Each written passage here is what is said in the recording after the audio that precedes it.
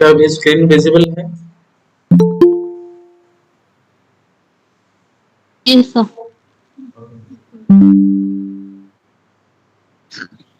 सब लोग पढ़ के आए हो? मैंने जो बोला था active management of third stage of labour. Yes, sir. Yes, sir. पढ़े Yes, हो? sir. चलो Yes, sir. ओके। चलो तो आज हम बात करेंगे अच्छा ये पहले बता दो active management of third stage of labour में क्या क्या चीजें आता है, क्या क्या कंपोनेंट्स हैं। Active management of third stage of labour में क्या क्या कंपोनेंट्स हैं, नंबर 1 बता दो। Administration of Eurotonic Ducts, that is control call oxytocin they traction, देना, ठीक है message ना। of different administration one of is oxytocin. Number 2 control code traction, control call control traction, contraction, very good. Number 3 message of the uterine message of fundus uterine after uterine fundus placenta is delivered. और एक बार बताओ क्या क्या, और एक बार बताओ। एक तो ऑक्सीटोसिन दे सकते हैं, In control code traction और एक message of the uterine fundus. हाँ मतलब ये जो कंट्रोल कॉर्ड ट्रैक्शन है ना, तो इसे हम ये बोल सकते हो कि प्लेसेंटल डिलीवरी के लिए किया जाता है, ठीक है ना। yes sir. Yes, sir. Fundal message. एक बार ध्यान से message. फंडल मसाज के बारे में बताऊंगा, लेकिन अभी के लिए याद रखो पहले ऑक्सीटोसिन, दूसरा क्या आता है प्लेसेंटा डिलीवरी के लिए क्या करेंगे, कंट्रोल कॉन्ट्रैक्शन करेंगे, ठीक है ना। चलो मैं कोनो ब्लूटूथ की तो पाना छे।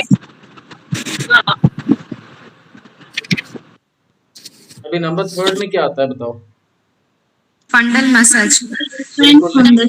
फंडल मसाज मत बोलो, यहाँ पे और एक चीज आएगा जिसको बोलते हैं हम लोग डिलेड कॉर्ड क्लैंपिंग। क्या आ जाएगा? Delayed cord clamping.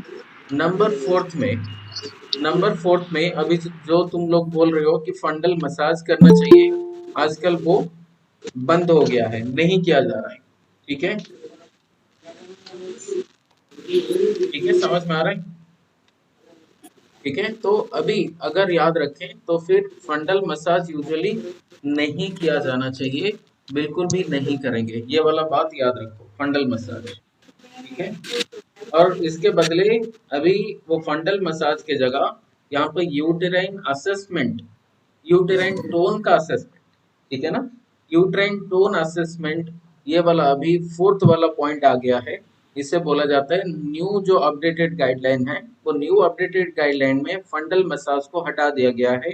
अभी बोला जा रहा है, मतलब कुछ साल पहले तो ये होता था, अभी ये जो नया अपडेटेड गाइडलाइन है वो बोला गया है यूटेराइन टोन का असेसमेंट करना, ठीक है ना। यूटेराइन कंट्रैक्शन का असेसमेंट करना, यहाँ पे फंडल मसाज नहीं करना है, ठीक है। तो ये 3 चीज हम याद रखेंगे इम्पोर्टेंट, जो मतलब active management of third stage of labour के बारे में, वो ही याद रख सकते हो ऐसे ओसीपी करके, ठीक है। ओसीपी करके याद रख सकते हो। Active management of third stage of labour में क्या करना है, ओसीपी करना है। ओ मतलब क्या आता है, ऑक्सीटोसिन, ठीक है। सी मतलब आ जाता है क्या, कॉर्ड क्लैंपिंग, नहीं यहाँ पे याद रखो कॉर्ड क्लैंपिंग। पी मतलब प्लेसेंटल डिलीवरी, ठीक है ना। ठीक है, समझ में आ रहा है। तो ओ मतलब क्या आ जाता है, ओ मतलब ऑक्सीटोसिन, ठीक है। सी मतलब क्या आ जाता है, सी मतलब आता है कॉर्ड क्लैंपिंग, ठीक है ना। और नंबर पी में आ जाता है क्या बताओ, पी मतलब प्लेसेंटल डिलीवरी। तो इस यहाँ पर आ जाएगा कंट्रोल्ड कॉर्ड ट्रैक्शन। क्या समझ में आ रहा है? क्या समझ में आ रहा है, हाँ या ना बता दो। आगे बढ़ेंगे। अभी आज हम बात कर रहे हैं कुछ important abnormality of the placenta, और फिर एपीएच के बारे में बात करेंगे। उससे पहले थोड़ा सा प्लेसेंटा का कुछ नॉर्मल स्ट्रक्चर्स, मुझे लग रहा है सबको तो विजिबल हो रहा होगा, ठीक है ना। चलो थोड़ा सा ध्यान रखो, बैकग्राउंड में अगर मतलब कुछ गड़बड़ है, नॉइज है, तो फिर म्यूट रखना, ठीक है। चलो तो यहाँ पर ये वाला साइड मान लो, यहाँ पे क्या है, एमनियोटिक कैविटी है, ये वाला तो देख सकते हो, अम्बिलिकल कॉर्ड है, और ये वाला साइड क्या होगा फिर? ये वाला साइड राइट साइड क्या बोल देंगे हम? ये वाला साइड क्या होगा बताओ? ये हो जाएगा, fetal fetal side. side. ठीक है ना, ये वाला हो जाएगा फीटल साइड। Very good. ये वाला साइड क्या हो जाएगा बताओ? This is called maternal, Maternal side. ठीक है ना। तो ये आ जाता है हमारा मैटरनल साइड। तो फीटल एंड मैटरनल साइड के बीच में अगर हम डिफरेंस देखें तो कौन सा प्लेट दोनों में रहता है? तो दोनों में क्या क्या अलग अलग प्लेट रहता है? फीटल साइड में एक प्लेट रहता है और मैटरनल साइड में दूसरा प्लेट रहता है प्लासेंटा के अंदर। तो प्लासेंटा दो प्लेट को लेके बना हुआ है, ठीक है। तो एक तो आता है कौन सा? फीटल साइड में एक प्लेट जिसे हम क्या Chorionic. बोलते हैं? Chorionic very plate. गुड। तो ये आ जाता है कौन सा? कोरियनिक प्लेट, जो कि फीटल साइड में बना हुआ है। और नेक्स्ट आ Yes, जाता sir. है बासल प्लेट, जो कि मैटरनल Maternal साइड में side. बना हुआ है। Deciduous. नहीं डेसिडुआ मत बोलो, मैं आगे बताऊंगा इसके बारे में। लेकिन कौन सा प्लेट? दूसरा बासल प्लेट। Basal plate. तो क्या क्या प्लेट होता है? दो प्लेट हमें याद रखना। क्या? एक तो फीटल साइड में कोरियनिक प्लेट और मैटरनल साइड में कौन सा प्लेट? बासल प्लेट, ठीक है ना। समझ में आ गया? Yes, sir. चलो, Yes, sir. ये दोनों प्लेट जुड़ गया। मान लो ये वाला आ जाता है हमारा बासल प्लेट, ये वाला, ठीक है। ये आ जाता है मैटरनल साइड का, मैं ग्रीन बना देता हूँ। ये वाला मान लो कौन सा साइड? फीटल साइड का ग्रीन वाला। ये आ जाता है कौन सा? ये आ जाता है, ये मान लो कोरियनिक प्लेट, ठीक है ना। तो ये कोरियनिक प्लेट, ये वाला बासल प्लेट, दोनों जुड़ गए, बना दिए क्या? प्लासेंटा, ठीक है। समझ में आ रहा है? Yes, sir. चलो, तो आगे बढ़ेंगे यहाँ पर। और एक चीज तुम अगर ध्यान से देखो तो कोरियनिक प्लेट के मतलब कोरियनिक प्लेट अगर देखें तो यहाँ पर सबसे ऊपर वाला जो रीजन होगा, ऊपर वाला इसका जो सरफेस होगा, ये सरफेस किसको लेके बना है? कोरियनिक प्लेट वाला साइड में। तो कौन बता सकता है? ये कोरियनिक Sir, प्लेट जो, cytotrophoblast, syncytotrophoblast. हाँ, लेकिन ये जो लेयर होता है वो कौन सा लेयर होगा? कोरियनिक लेयर या अम्नियोटिक अम्नियोन अम्नियोन होता है? वो ऐसे अगर क्वेश्चन पूछ लेता है तो फिर क्या बताओगे? Sir, Yeah, sir, chorionic alright, but layer question. उसके बाद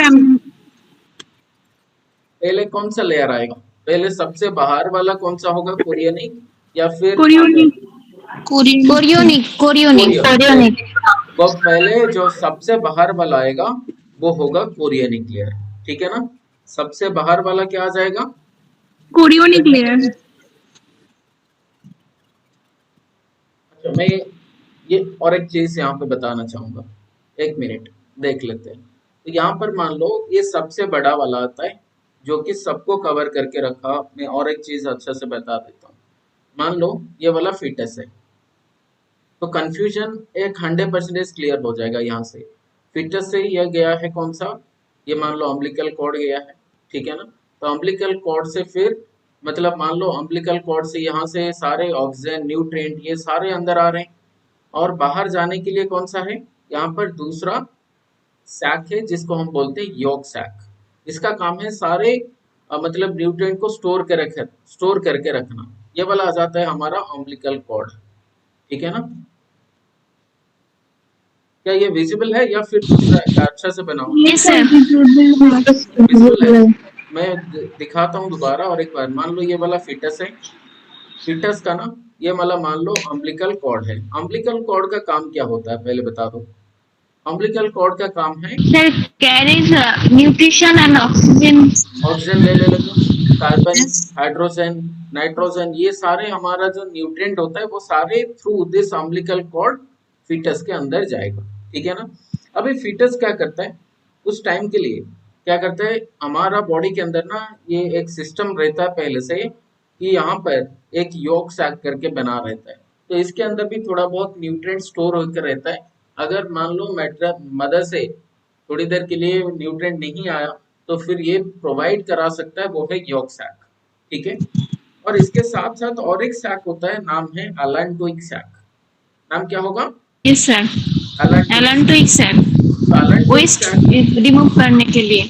तो ये आ जाता है हमारा पूरा वेस्ट को रिमूव करने के लिए। अभी फीटस कहाँ पर है? मान लो ये वाला है हमारा फीटस, ठीक है ना। तो ये वाला फीटस है और ये वाला जो लेयर होगा ना, ये वाला कौन सा लेयर होगा? ये आ जाएगा अम्नियोटिक लेयर, ठीक है ना। समझ में आ रहा है? समझ में आ रहा है? Yes, मतलब ये अम्नियोटिक सैक बोल सकते हो, ठीक है। समझ में आ रहा है? और ये सब मतलब इसमें क्या क्या हो गया, मतलब सैक क्या क्या हो गया? एक तो एमनियोटिक सैक हो गया, नंबर 2 आ जाता है हमारा Yolk yolk sac, sac, third आ जाता है कौन सा? allantoic sac. ये अलांटोइक सैक, अलांटोइक सैक, ठीक है ना? और ये आ जाता है हमारा यॉर्क सैक।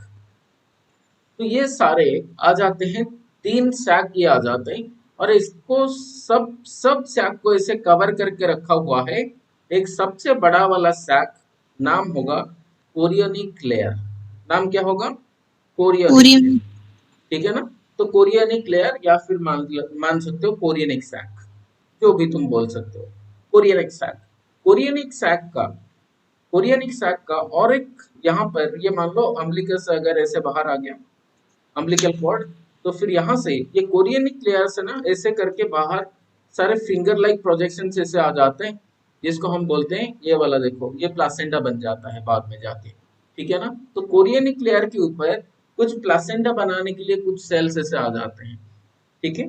तो यहाँ पर हमें याद रखना एक चीज है, जब ये बनता है जब ये बनता है ना प्लासेंटा, तो प्लासेंटा बनने के टाइम ये सारे जो कोरियोनिक लेयर्स होते हैं, कोरियोनिक का कुछ पार्ट, मान लो ये वाला इतना पार्ट प्लासेंटा बनाता है, और बाकी सारे पार्ट क्या होता है?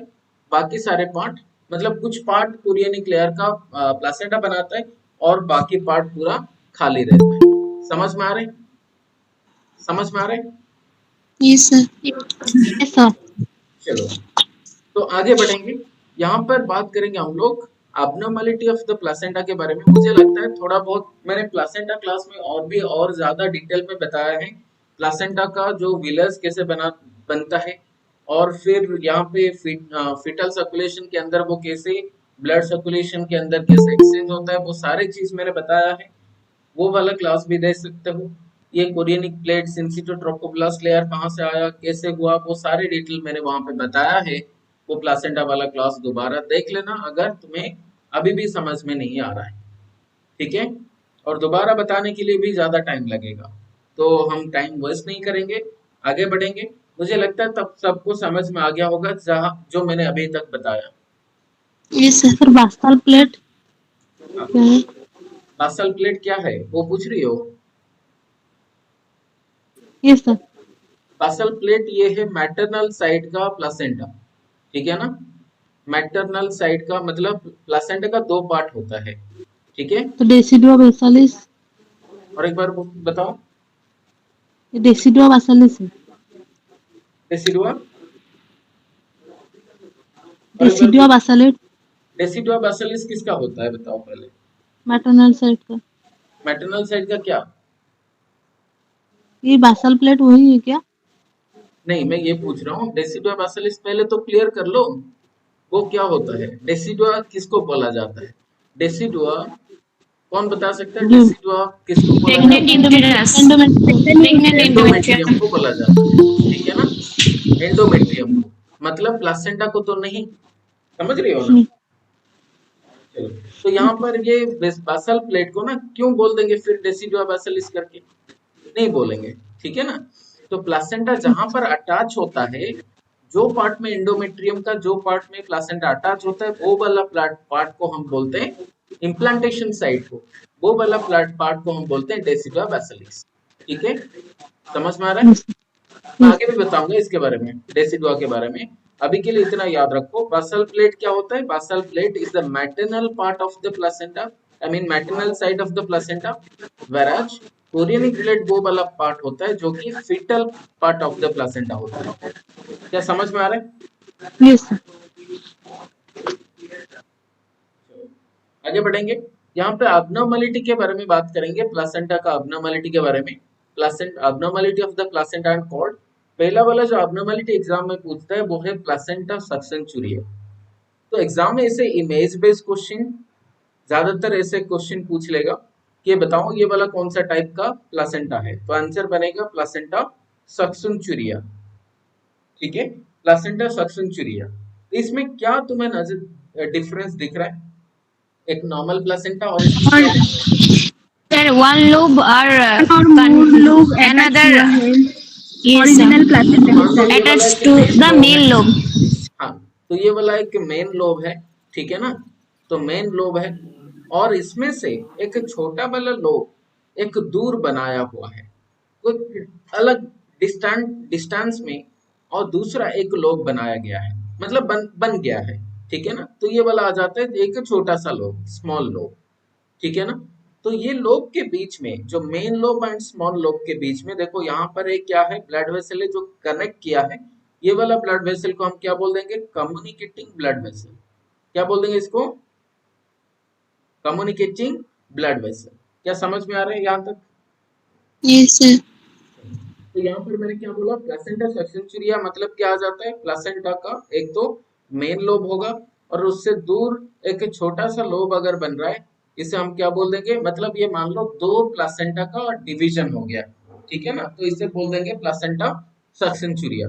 एक तो मेन लोब है और एक दूसरा छोटा सा, एक दूर एक छोटा सा लोब बनाया गया है, मतलब बन गया है, और ये वाला दोनों लोब अगर कनेक्टेड हैं थ्रू ब्लड वेसल्स, देन ये बोल देंगे हम लोग प्लासेंटा सक्सेंचुरिया। अगर मान लो ये ब्लड वेसल नहीं है, तो बोल देंगे प्लासेंटा स्प्यूरिया, ठीक है, समझ में आ रहा है, इतना हमें याद रखना है। तो क्या याद रखना, प्लासेंटा सक्सेंचुरिया के बारे में, एक क्या होगा, एक तो मेन लोब होगा, याद रखो, और और उसके उसका साथ साथ दूसरा एक दूर में एक एक छोटा सा लोब होगा, स्मॉल लोब होगा, ठीक है, ब्लड वेसल। समझ में आ रहा है। और ये दोनों दोनों के बीच में एक कनेक्शन होगा ब्लड वेसल का, नाम क्या देंगे ये ब्लड वेसल का नाम, Communicating blood vessel. Communicating blood vessel. अगर ये ब्लड वेसल नहीं है, तो ये वाला टाइप का प्लासेंटा को क्या बोल देंगे, प्लेसेंटा स्पूरिया। Spuria. ठीक है। इसमें मुझे लगता है कोई डाउट नहीं होना चाहिए, प्लासेंटा सक्सेंचुरिया एंड प्लासेंटा स्प्यूरिया के बीच में डिफरेंस, ठीक है। और ज्यादा मैं बात नहीं करूंगा, इतना हमें इनफ समझने के लिए और एग्जाम के लिए इतना काफी है, ठीक है। आईबीक्यू इमेज बेस्ड क्वेश्चन पूछ लेगा, ठीक है, ध्यान से। प्लासेंटा बाइपार्टिएट हम आगे बताऊंगा इसके बारे में। जहां पर प्लासेंटा बाइपार्टाइट में क्या होता है, एक तो एक जितना एक लोब होगा, वैसे सेम साइज का दूसरा भी लोब होगा, इसको बोलते हैं बाइपार्टाइट। लेकिन अगर एक बड़ा एक छोटा सा लोब होगा, तो इसे बोल देंगे प्लासेंटा सक्सेंचुरिया। बट यहाँ पे क्या होना चाहिए, एक कम्युनिकेटिंग ब्लड वेसल होना चाहिए, अदरवाइज क्या बोल देंगे, प्लासेंटा स्प्यूरिया, ठीक है, समझ में आ रहा है, इतना हमें याद रखना है। सर हाँ, सर प्लासेंटा स्प्यूरिया में कम्युनिकेटिंग ब्लड वेसल नहीं रहेगा क्या, उसका खुद का ब्लड वेसल जनरेट होगा? नहीं, खुद का ब्लड वेसल नहीं, कम्युनिकेटिंग ब्लड वेसल मतलब इनके बीच में ना छोटा छोटा ब्लड वेसल्स होगा, कोलैटरल सर्कुलेशन जैसा, पर उतना यहाँ पे देखो जो मेन ब्लड वेसल्स है ना, ऐसे नहीं जाने वाला, ठीक है ना। ओके। अगर पूरा मतलब ब्लड वेसल इसे कट हो जाएगा तो प्रॉब्लम है ना, फिर बच्चे को कैसे हाँ आएगा, हाँ समझ रहे हो ना, यस सर। तो पूरा एब्सेंट नहीं होगा, ठीक है, छोटा लेकिन छोटा ब्लड वेसल हाँ में छोटा जाएगा। छोटा कुछ हो सकता है, ठीक है। Yes sir. Yes, sir. आगे बढ़ेंगे, यस सर। नेक्स्ट बात Yes, sir. करेंगे, यहाँ पर प्लासेंटा सक्सेंचुरिया में क्या क्या कॉम्प्लिकेशंस हो सकता है। पहले एक तो होगा पोस्टमार्टम हेमोरेज, पीपीएच हो सकता है, देन यूटेराइन सेप्सिस, सब इन्वोल्यूशन, देन यहाँ पे एक एक करके बात कर लेते हैं। पीपीएच कब बोलेंगे बताओ पहले, Sir, greater than 500 ml of blood following delivery on the third stage of labor. Placenta हाँ बोलो, प्लासेंटा मोर देन 500 ml से ज्यादा अगर ब्लीडिंग होगा तो उसको पीपीएच वेरी बोलेंगे। गुड, मोर देन 500 ml अगर क्या होगा, ब्लीडिंग हो रहा है आफ्टर डिलीवरी, ठीक है ना, समझ नॉर्मल Yes, डिलीवरी sir. होगा। हाँ, तो इसे हम बोल Normal देंगे delivery. 500 ml अगर होता है, कौन सा केस में, very good, normal delivery case में। Normal delivery. लेकिन अगर सीएस हुआ तो वो केस में मोर देन 1000, Thousand. हाँ 1000 ml। हाँ मोर देन 1000 ml इन सिजेरियन सेक्शन। और अगर नॉर्मल डिलीवरी हुआ है, सिर्फ अगर मोर देन 500 ml हुआ, तब भी इसे पीपीएच बोल देंगे, ठीक है। पीपीएच वाला क्लास हम अलग से लेंगे, लेकिन इतना अभी के लिए इतना याद रखो, ठीक है ना। तो नॉर्मल डिलीवरी केस में अगर 500 ml से ज्यादा ब्लीडिंग हुआ तो बोल देंगे पीपीएच, या फिर सिजेरियन सेक्शन है उसमें 1000 ml से ज्यादा हुआ या फिर 1 लीटर से ज्यादा ब्लीडिंग हो गया तो बोल देंगे पीपीएच करके। एंड यूट्राइन सेप्सिस तो सबको पता होगा, सेप्सिस मतलब क्या होता है, इन्फेक्शन होना, ठीक है। Yes, sir. चलो आगे, सब इन्वॉल्यूशन मतलब क्या आता है, सब मतलब डिक्रीज, ठीक है ना। तो डिक्रीज इन्वॉल्यूशन मतलब जो नॉर्मल साइज को आना चाहिए, इसे हम इन्वॉल्यूशन बोलते हैं आफ्टर डिलीवरी। Yes, uterus हाँ यूट्रस का normal size and all peripheral organ. हाँ, यूजुअली प्रेगनेंसी में क्या होता है, यूटेरस का साइज बढ़ जाता है, हाँ या ना, और यस बाकी जो reproductive organs and accessory reproductive organs सारे क्या होते हैं, बढ़ जाते हैं, हाँ या ना। तो धीरे धीरे करके वो आफ्टर डिलीवरी वो सारे क्या होना चाहिए, नॉर्मल साइज, मतलब ये श्रिंक होना चाहिए, ठीक है ना। तो वो अगर ठीक से नहीं हुआ तो उसे हम बोल देंगे सब इन्वॉल्यूशन करके। इन्वॉल्यूशन का मतलब है नॉर्मल साइज को आना, रिस्टोर होना नॉर्मल साइज। अगर वो नहीं हुआ तो बोल देंगे सब इन्वॉल्यूशन, ठीक है। समझ में आ गया, समझ में आ गया। कभी Yes, कभी Yes, ऐसे भी sir. बच्चे मतलब प्रेग्नेंट वुमेन देखे होंगे कि जहां पर मतलब मान लो प्रेगनेंसी में इतना बड़ा हुआ था और डिलीवरी के बाद भी वो थोड़ा बहुत ऐसे रहता है बल्ज होके, ठीक है ना। तो ये वाला मान लो सब इन्वोल्यूशन केस, ठीक है ना, जहां पर ये क्या होता है, यूटेरस का साइज अभी भी नॉर्मल तक नहीं आया, ठीक है। समझ में आ रहा है। तो yes, sir. ट्रीटमेंट बोल देंगे क्या, Yes, ट्रीटमेंट क्या sir. बोल Yes, सकते sir. हैं, exploration of the uterus and removal of the lobe under general anaesthesia. General anaesthesia देके फिर हम एक्सप्लोर करेंगे क्या, प्लासेंटा सक्सेंचुरी। हाँ, इसमें प्रॉब्लम क्या आता है, देखो अगर हम ये प्लासेंटा डिलीवरी कराते हैं ना तो क्या होता है, पॉसिबिलिटी है यहाँ पे तो डेलिकेट स्ट्रक्चर्स हैं, ये वाला पार्ट है या ना, बहुत डेलिकेट है। तो आराम मतलब ये क्या होगा, जब हम निकालने के लिए ट्राई करेंगे प्लासेंटा को, ये यहाँ से टूट जाएगा, ठीक है ना। अगर टूट जाएगा तो ये वाला जो छोटा वाला लोब है ना वो यूटेरस के अंदर रह जाएगा, हाँ या ना। तो ये ज्यादा पॉसिबिलिटी है, और इसी के वजह से क्या होगा, आफ्टर डिलीवरी पीपीएच होने का चांस है, क्योंकि ये रह गया है अंदर, और रहने पर क्या होगा, ब्लीडिंग होने वाला है।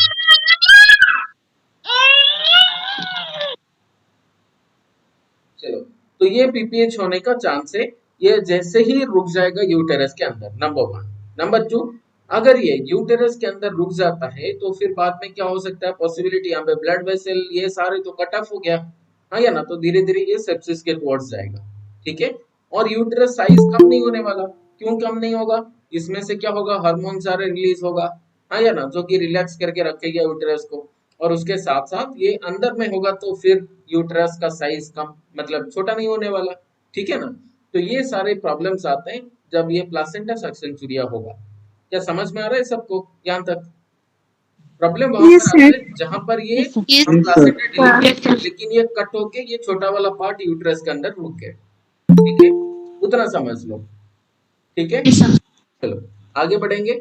नेक्स्ट यहाँ पे बात करेंगे abnormal प्लासेंटा एक्स्ट्रा कोरियलिस, ठीक है। प्लासेंटा एक्स्ट्रा कोरियलिस के बारे में दो इंपॉर्टेंट क्वेश्चन पूछता है, एक आता है सर्कुम्बुलेट प्लासेंटा और दूसरा प्लासेंटा मार्जिनेटा। तो ये दोनों इमेज बेस्ड क्वेश्चन पूछने वाला है, ठीक है। तो यहाँ पर अगर ये वाला इमेज देख के क्वेश्चन अगर पूछा है तो फिर ये वाला आंसर क्या होगा, ये कौन सा टाइप का प्लासेंटा होगा, तो आंसर बनेगा सर्कुम्बुलेट प्लासेंटा।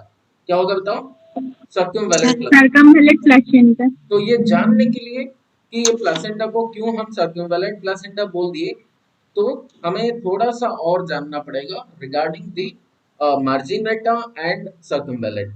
इससे पहले मैं और एक ट्रिक बता देता हूँ, मतलब जाने से पहले ये बता देता हूँ कि यहाँ पर मतलब डिटेल जानने से पहले ये मान लो यहाँ पे और थोड़ा सा मैं बताना चाहूंगा कि यहाँ पे कैसे हम आइडेंटिफाई करें सर्कुम्बुलेट प्लासेंटा कैसे होता है। यहाँ पर देख सकते हो कि रबर बैंड जैसा ना, यहाँ पे एक वाल्व जैसा एक राउंड तुम्हें दिख रहा है, ये वाला दिख रहा है, एक मार्जिन तुम्हें दिख रहा है राउंड वाला, Yes, sir. हाँ या ना। Yes, तो मैं sir. हटा देता हूँ, देख लो यहाँ पे, तो यहाँ पे जैसे जैसे कि एक रबर बैंड यहाँ पे लगा गया है, हाँ या ना, ऐसे ही, हाँ या ना।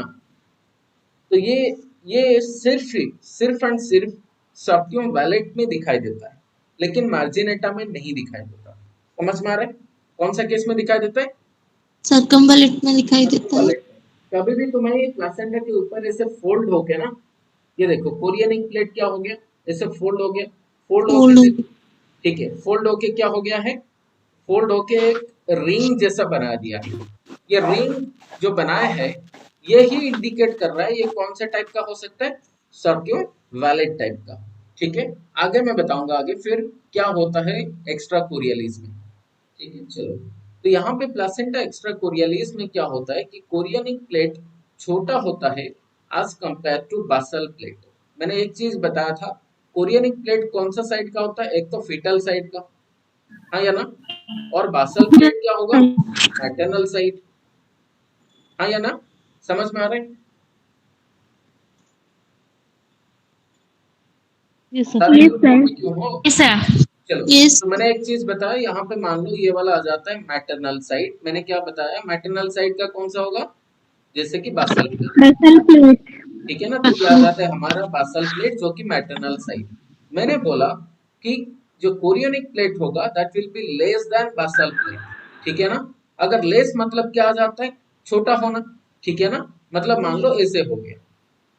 ठीक है, यूजुअली नॉर्मल केस में क्या होता है, बासल प्लेट मतलब अगर ऐसा है बासल प्लेट, तो फिर कोरियनिक प्लेट भी उतना होना चाहिए so that it can cover the whole length of the basal plate.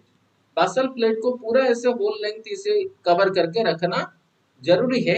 और ये कौन सा टाइप का होगा, ये देखो कोरियनिक प्लेट बासल प्लेट को कंप्लीटली कवर करके रखा हुआ है।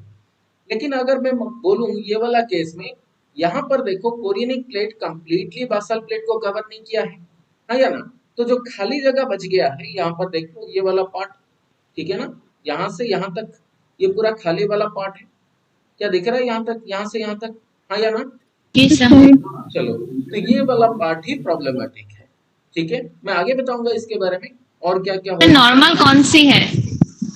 नॉर्मल ये वाला है ना, सर नॉर्मल नॉर्मल में दोनों साइज सेम होता है, chorionic plate and basal plate का? दोनों साइड सेम नहीं, कोरियनिक प्लेट और भी आगे ऐसे आके मतलब चला जाता है। मैं जस्ट एग्जांपल के तौर पर बताया यहाँ पे, मेरा इमेज मतलब इतना खराब है सर कि in normal chorionic plate greater than basal plate? और एक बार पूछो। नॉर्मल कोरियोनिक प्लेट का size greater than basal plate? तो ये होना चाहिए, आई मीन एटलीस्ट दोनों सिमिलर होना चाहिए, एटलीस्ट। ठीक है ना, मतलब अगर सिर्फ प्लासेंटा को देखे तो फिर प्लासेंटा में दोनों सेम होना चाहिए, और आगे फिर कोरियनिक प्लेट नहीं, कोरियनिक लेयर ऐसे आगे चला जाता है, हाँ या ना, कोरियनिक लेयर फिर आगे चला जाता है ना ऐसे करके। मैं दिखाता हूँ दोबारा फिर, मतलब मान लो ये वाला कोरियनिक लेयर है। ठीक है ना, प्लासेंटा तो सिर्फ इतना ही बना हुआ है ना, समझ रहे हो, प्लासेंटा इतना Yes, बना sir. हुआ है। तो अगर देखें प्लासेंटा के बीच में, तो मान लो ये वाला बासल प्लेट और ये वाला मान लो क्या है, कोरियनिक प्लेट नीचे, समझ रहे हो। तो कोरियनिक प्लेट कितना होना चाहिए, कोरियनिक प्लेट यहाँ तक, यहाँ से मैं कैसे बताऊं, Yes, sir. मैं दूसरा और एक पिक्चर बनाता हूँ, मान लो ये सा वाला है। ठीक है, और बासल प्लेट को मैं यहाँ से बनाता हूँ, मान लो ये वाला बासल प्लेट है। ठीक है, तो बासल प्लेट और ये जो कोरियनिक प्लेट होगा देखो कैसे आता है। कोरियनिक प्लेट बेसिकली यहाँ से ऐसे शुरू होके कंटिन्यू होके जाएगा ऐसे, हाँ या ना, समझ रही हो ना। तो ये Yes, वाला sir. देखो chorionic plate and basal plate placenta के साइड में दोनों सिमिलर है, दोनों इक्वल लेंथ का होगा। लेकिन कोरियनिक प्लेट फिर कंटिन्यू हो जाता है पूरा थ्रू आउट द यूटेरस, ऐसे कंटिन्यू होगा। I mean not chorionic plate but chorionic layer. ठीक है ना, समझ में आ रहा है, इसे हम क्या बोल देते हैं, Yes, इसे sir. बोल देते हैं कोरियनिक लेवी। Plate. इसे क्या बोलते हैं, कोरियनिक लेवी। लेकिन लेकिन ये वाला जो पार्ट है इसे क्या बोलते हैं, कोरियनिक फ्रंडूजम। याद है या नहीं है, बताओ एक बार फिर। Yes, sir. Yes, sir. कोरियनिक फ्रंडूजम, फ्रंडूजम। ठीक है ना, तो जो पार्ट तुम बोल रहे हो ना कि प्लासेंटा के पास मतलब chorionic plate is greater than basal plate, ऐसा नहीं है। ठीक है ना, दोनों सिमिलर है। तो कोरियनिक फ्रंडूजम अगर देखें will be equal to the basal plate, पर लेकिन कोरियनिक जो लेयर होगा वो बड़ा होगा, मतलब आगे ही कंटिन्यू हो जाएगा। समझ रही हो अभी? Yes, sir. Yes, sir. Sir और प्लासेंटा एक्स्ट्रा कोरियलिस में क्या होता है? मैंने समझाया नहीं अभी तक, इतना घबराओ मत। कैसे? चलो, तो मैंने ये बोला कि कोरियनिक प्लेट अगर छोटा हो जाता है, ठीक है, कोरियनिक प्लेट छोटा हो जाता है तो फिर क्या होगा? तो कोरियनिक प्लेट अगर जैसे छोटा मैंने बोला, मान लो यहाँ पर बासल प्लेट यहाँ तक है, मान लो ये वाला बासल प्लेट है, और कोरियनिक प्लेट कैसा होता है देखो, तो कोरियनिक प्लेट मान लो यहाँ तक ऐसा है, ठीक है। तो यहाँ पर प्रॉब्लम क्या हुआ बताओ? यहाँ पर प्रॉब्लम हुआ कि कोरियनिक प्लेट बेसिकली यहाँ तक होना चाहिए, यहाँ से यहाँ तक, ठीक है ना, लेकिन ये कहाँ तक कवर किया है कोरियनिक प्लेट? सिर्फ यहाँ तक, ठीक है ना, इतना तक कवर किया है प्लासेंटा को, और बाकी जो यहाँ से यहाँ तक जो पोर्शन रहा ये कंप्लीटली क्या रहा? बेयर पोर्शन, मतलब खाली जगह रह गया, ठीक है ना। ये वाला पोर्शन देख सकते हो, ये वाला Yes, जो sir. खाली जगह रहा यहाँ से ब्लीडिंग होने का चांस है। समझ रही हो? समझ रही हो? तो ये यहाँ Yes, पर sir. बोल सकते हो, यहाँ पर जो कोरियनिक प्लेट, ये वाला जो पार्ट है ना, ये वाला आ जाता है कोरियनिक प्लेट, और ये बासल प्लेट। अभी देखो कोरियनिक प्लेट छोटा हो गया, किससे? बासल प्लेट से। तो chorionic plate is less than basal plate. क्या समझ में आ रहा है यहाँ तक? Yes, मैं sir. पिक्चर दिखाऊंगा आगे, Yes, मतलब sir. इतना याद रखो। पहले यहाँ पर देख लेते हैं, यूजुअली देखो बासल प्लेट, ये वाला ऊपर वाला जो देख सकते हो, ये वाला आ जाता है हमारा कोरियनिक प्लेट, ऊपर वाला ये जो पार्ट तुम देख रहे हो ये सारे कोरियनिक प्लेट है। और बासल प्लेट कहाँ पर है? ये वाला प्लेट तुम देख सकते हो नीचे, यहाँ पर ये बासल प्लेट है, नीचे की तरफ ये बासल प्लेट, ठीक है, ये वाला बासल प्लेट है, और कोरियनिक प्लेट ये वाला देख सकते हो, दिखाई दे रहा है या नहीं बता दो एक बार। Yes, sir. Yes, sir. दिखाई दे रहा है ना? तो बासल प्लेट क्या है? ये वाला जो नीचे वाला पोर्शन, और ये वाला ऊपर वाला जो कोरियनिक प्लेट है, ठीक है। तो कोरियनिक एंड बासल प्लेट के बीच में अगर डिफरेंस देखें तो नॉर्मल केस में क्या आता है? So normally they should be equal, ये दोनों इक्वल होना चाहिए। लेकिन सर्क्यूममार्जिनेट एंड सर्क्यूमवैलेट में क्या होता है? जहां पर एक्स्ट्रा कोरियलिस केस में, यहाँ पर जो नॉर्मल कोरियनिक प्लेट होता है वो कोरियनिक प्लेट छोटा होता है। देखो ये कंप्लीट कवर नहीं किया है, यहाँ पर तुम देख सकते हो खाली जगह है, ठीक है ना। तो मैं दिखाता हूँ जूम करके दोबारा, यहाँ पर देखो ये खाली जगह है, जहां पर मैंने ये मार्क किया है, क्या देख सकते हो? ये खाली जगह, ठीक है ना। यहाँ पर देखो कोई खाली जगह है क्या? नहीं है, ये पूरा कंप्लीट कवर किया है नॉर्मल केस में। लेकिन यहाँ पर देखो ये खाली जगह है, जहां से ब्लीडिंग होने का चांस बढ़ जाता है। तो ये कौन से टाइप का होगा? ये आता है सर्क्यूममार्जिनेट टाइप में। लेकिन सर्क्यूमवैलेट टाइप में क्या हो जाता है? यहाँ पर कोरियनिक जो लेयर होगा, ये देखो ये आ जाता है अम्बिलिकल कॉर्ड, और जब प्लासेंटा आएगा ऐसे, प्लासेंटा का देखो यहाँ से ऐसे फोल्ड हो जाएगा, ठीक है ना, प्लासेंटा ऐसे फोल्ड हो जाएगा कोरियनिक प्लेट, ठीक है। और नीचे क्या होगा? ये नीचे हो जाएगा हमारा बासल प्लेट, ठीक है। मतलब ये थोड़ा छोटा हो Yes, गया, sir. छोटा हो गया, मैं दोबारा बड़ा बनाता हूँ, ठीक है। ये मान लो ऐसे बासल प्लेट है, ये वाला बासल प्लेट है, ठीक है ना। और यहाँ पे ऊपर वाला देखो ये आ जाता है हमारा कोरियनिक प्लेट। क्या समझ में आ रहा है? समझ में आ रहा है? Yes, sir. Yes, sir. तो सर्क्यूममार्जिनेट एंड सर्क्यूमवैलेट के बीच में, इसलिए जो मैंने ये फोल्ड वाला बनाया ना, यही फोल्ड सारे क्या किया था, यहाँ पर देखो ये सारे फोल्ड बन के Circumvallate. रिंग जैसा बनाया है यहाँ पे, ठीक है ना। वो फोल्ड बन के कैसे हुआ है? जैसे रिंग बनाया हुआ है। तो ये कौन से टाइप का होगा? ये सर्क्यूमवैलेट टाइप का होगा, ठीक है। Circumvallate. समझ में आ रहा है? मैं दोबारा और एक पिक्चर यहाँ पे दिखा देता हूँ, और भी अच्छे Sir. से समझ में आ जाएगा। यहाँ पे देख सकते हो ये आ जाएगा हमारा डेसिडुआ, और ये वाला आ जाता है हमारा बासल प्लेट, ठीक है ना। और यहाँ पर आ जाता है जो रेड वाला, ये आ जाता है हमारा कौन सा? कोरियनिक प्लेट, ठीक है ना। तो नॉर्मल केस में कोरियनिक प्लेट कंप्लीटली कवर किया है बासल प्लेट को। लेकिन यहाँ पर सर्क्यूममार्जिनेट केस में क्या आता है देख लो, यहाँ पर थोड़ा सा ये जो बासल प्लेट यहाँ से है, तो बासल प्लेट थोड़ा सा क्या है? अनकवर्ड है, यहाँ पे पूरा कंप्लीटली कवर नहीं है। समझ में आ रहा है? तो इतना पार्ट बिल्कुल कवर नहीं हुआ है, समझ रहे हो?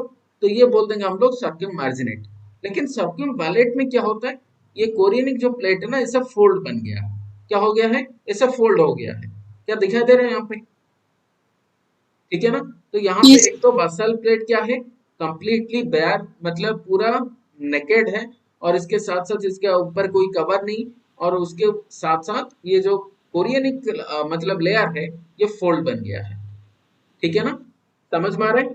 तो ये कौन से टाइप में आता है, ये आ जाता है सर्क्यूमवैलेट टाइप में, ठीक है, समझ में आ रहा है या नहीं आ रहा, बता दो एक बार difference. Yes, sir. Yes sir. चलो, तो यहाँ पे अगर बात करें सर्क्यूमार्जिनेट टाइप में, तो मार्जिनेट मतलब क्या आता है, मार्जिनेट मतलब इसमें क्या क्या फीचर्स होगा, एक तो basal plate, I mean sorry chorionic plate will be less than basal plate, हाँ या ना, ये आता है नंबर 1। नंबर 2 और क्या होगा बताओ, सेकंड में कि basal plate will remain Bare. हाँ विल रिमेन बेयर या फिर अनकवर्ड, ठीक है ना, Yes, sir. समझ रहे हो। एंड इसमें और क्या होगा, देयर विल बी सिंगल कोरियनिक और अमनियोटिक लेयर, अमनियोन मतलब ये जो कोरियनिक प्लेट जैसे बोल सकते हो, तो कोरियनिक प्लेट यहाँ पर सिर्फ एक ही है, लेकिन यहाँ पर देखो तो क्या होगा, ये फोल्डेड होगा, डबल हो जाएगा, ठीक है ना, यहाँ पे सिंगल है, ठीक है ना, यहाँ पर सिंगल मान सकते हो, यहाँ पर क्या है फोल्डेड मान सकते हो, ठीक है ना, दोनों में ये वाला बात हमें याद रखना है, ठीक है। तो यहाँ पे नंबर 1 सर्क्यूमवैलेट में क्या रखेंगे कि chorionic plate will be less than basal plate, ठीक है ना। Number 2 basal plate will remain uncovered, basal plate will remain uncovered, ठीक है। नंबर 3 यहाँ पे जो कोरियनिक प्लेट होगा या फिर कोरियनिक लेयर होगा, कोरियनिक लेयर becomes folded, ठीक है। तो ये आ जाता है कौन सा केस में, सर्क्यूमवैलेट केस में। क्या कोई डाउट है यहाँ तक, बता दो। No, sir. मुझे लगता है बहुत सारे बच्चों को समझ में नहीं आ रहा है, मुझे लग रहा है, क्या समझ में आ रहा है सबको? आ रहा है सर। आ रहा है सर। चलो आगे बढ़ेंगे, ये वाला केस में अभी बात करते हैं हम लोग, जो डेसिडुआ के बारे में तुम लोग पूछ रहे थे कि डेसिडुआ कैप्सुलरिस, डेसिडुआ बैसिलिस एंड और एक डेसिडुआ पेरिएटालिस, यहाँ पर नहीं लिखा गया है, लेकिन पेरिएटालिस और एक लेयर भी होता है डेसिडुआ का। चलो, तो अगर बात करें हम लोग मतलब एंडोमेट्रियम का, तो एंडोमेट्रियम मतलब नॉन प्रेग्नेंट वुमेन में हम एंडोमेट्रियम बोलते हैं, लेकिन जैसे ही वो प्रेग्नेंट हुई वो एंडोमेट्रियम का नाम बदल के डेसिडुआ हो जाता है। तो डेसिडुआ मतलब क्या आता है, एक प्रेग्नेंट वुमेन का एंडोमेट्रियम को हम क्या बोल रहे हैं, डेसिडुआ, Decidua. ठीक है, सिंपल सा है। नॉन प्रेग्नेंट बोल रहे हैं एंडोमेट्रियम, प्रेग्नेंट स्टेट में बोल रहे हैं डेसिडुआ, दैट्स इट, कोई बड़ा डिफरेंस है नहीं इसमें। तो डेसिडुआ बैसिलिस मतलब क्या आता है, डेसिडुआ बैसिलिस एंडोमेट्रियम का वो वाला पार्ट जहां पर प्लासेंटा क्या हुआ है, अटैच हुआ है, ठीक है। और दूसरा डेसिडुआ कैप्सुलरिस, वो एंडोमेट्रियम का वो वाला पार्ट है जो कि कवर को किया हुआ है कोरियनिक लेयर को, ठीक है ना। तो कोरियनिक लेयर को जो कवर करके रखा हुआ है वो वाला पार्ट को हम डेसिडुआ कैप्सुलरिस बोल रहे हैं। और जो वाला पार्ट डेसिडुआ का या फिर एंडोमेट्रियम का वो वाला पार्ट जो कि बिल्कुल इम्प्लांटेशन नहीं हुआ है, वो खाली जगह है, वो वाला पार्ट को हम क्या बोल रहे हैं, डेसिडुआ पेरिएटालिस, डेसिडुआ पेरिएटालिस। तो डेसिडुआ का 3 डिफरेंट नाम हो सकता है, एक तो decidua basalis, decidua capsularis and decidua parietalis. मैं दोबारा और एक पिक्चर बना के दिखाना मतलब ट्राई करूंगा। मान लो ये वाला आ जाता है यूटेरस, यहाँ पर मान लेते हैं, यहाँ पर ये आ जाता है हमारा एंडोमेट्रियम, ठीक है ना। तो ये वाला मान लेते हैं पेरीमेट्रियम, मायोमेट्रियम एंड ये वाला आ जाता है एंडोमेट्रियम, ये वाला पार्ट, ठीक है ना। जैसे ही क्या हुआ, इम्प्लांटेशन हुआ, तो बच्चा क्या होगा, ये एंडोमेट्रियम के अंदर जाएगा, यहाँ पर बढ़ेगा, तो धीरे धीरे क्या होगा, ये एंडोमेट्रियम का जो लेयर है वो कैसे होगा, बल्जिंग होना शुरू हो जाएगा। तो बल्जिंग कैसे होता है, देखो एंडोमेट्रियम का लेयर, तो पहले तो एंडोमेट्रियम ऐसे होगा, एंडोमेट्रियम पूरा कवर करके रखा होगा ना, तो एक साइड में एंडोमेट्रियम देखो कैसे बढ़ रहा है, तो एंडोमेट्रियम का लेयर, ये एंडोमेट्रियम का लेयर ऐसे बढ़ा तो ऐसे फूल जाएगा एक वाला साइड, ठीक है ना। और फिर जैसे ये बढ़ा और फिर दोबारा जैसे बढ़ा बच्चा, तो फिर क्या होगा, एंडोमेट्रियम ऐसे दोबारा फिर बढ़ेगा। ठीक है ना, ऐसे मान लो बच्चा ऐसे बढ़ रहा है, अगर ऐसे बढ़ गया तो फिर क्या होगा, फिर दोबारा एंडोमेट्रियम फिर ऐसे दोबारा क्या होगा, ऐसे बढ़ जाएगा। ठीक है ना, तो यहाँ पर एंडोमेट्रियम का और एक यहाँ पर छोटा सा वाला पार्ट है, मैं ग्रीन कलर बनाता हूँ एंडोमेट्रियम का जो वाला पार्ट, ये वाला यहाँ पर कुछ एंडोमेट्रियम का पार्ट होगा, यहाँ पर कुछ एंडोमेट्रियम का पार्ट होगा, ये वाला पार्ट, और एंडोमेट्रियम का पार्ट यहाँ पर भी कुछ होगा। ये पूरा एंडोमेट्रियम का पार्ट है ग्रीन कलर वाला जो मैं कर रहा हूँ अभी। ठीक है ना, तो ये एंडोमेट्रियम का पूरा पार्ट है। तो ऐसे एंडोमेट्रियम पूरा कंप्लीटली बच्चे को कवर करके रखा हुआ है। तो यहाँ पर ये ग्रीन, यहाँ पर देख लो, ये वाला पार्ट जहां पर इम्प्लांट हुआ है इसे बोल देंगे बासालिस डेसिडुआ, बासालिस, और ये वाला पार्ट को हम बोल देंगे कैप्सुलरिस, जो कैप्सूल Pseudo करके बना हुआ है, कैप्सुलरिस, कैप्सुलरिस, और जो बिल्कुल किसी के साथ जुड़ा हुआ नहीं, Residua variety. पेराइटलिस, या पेरिएटालिस। ठीक है ना, तो डेसिडुआ का 3 डिफरेंट पार्ट्स होता है।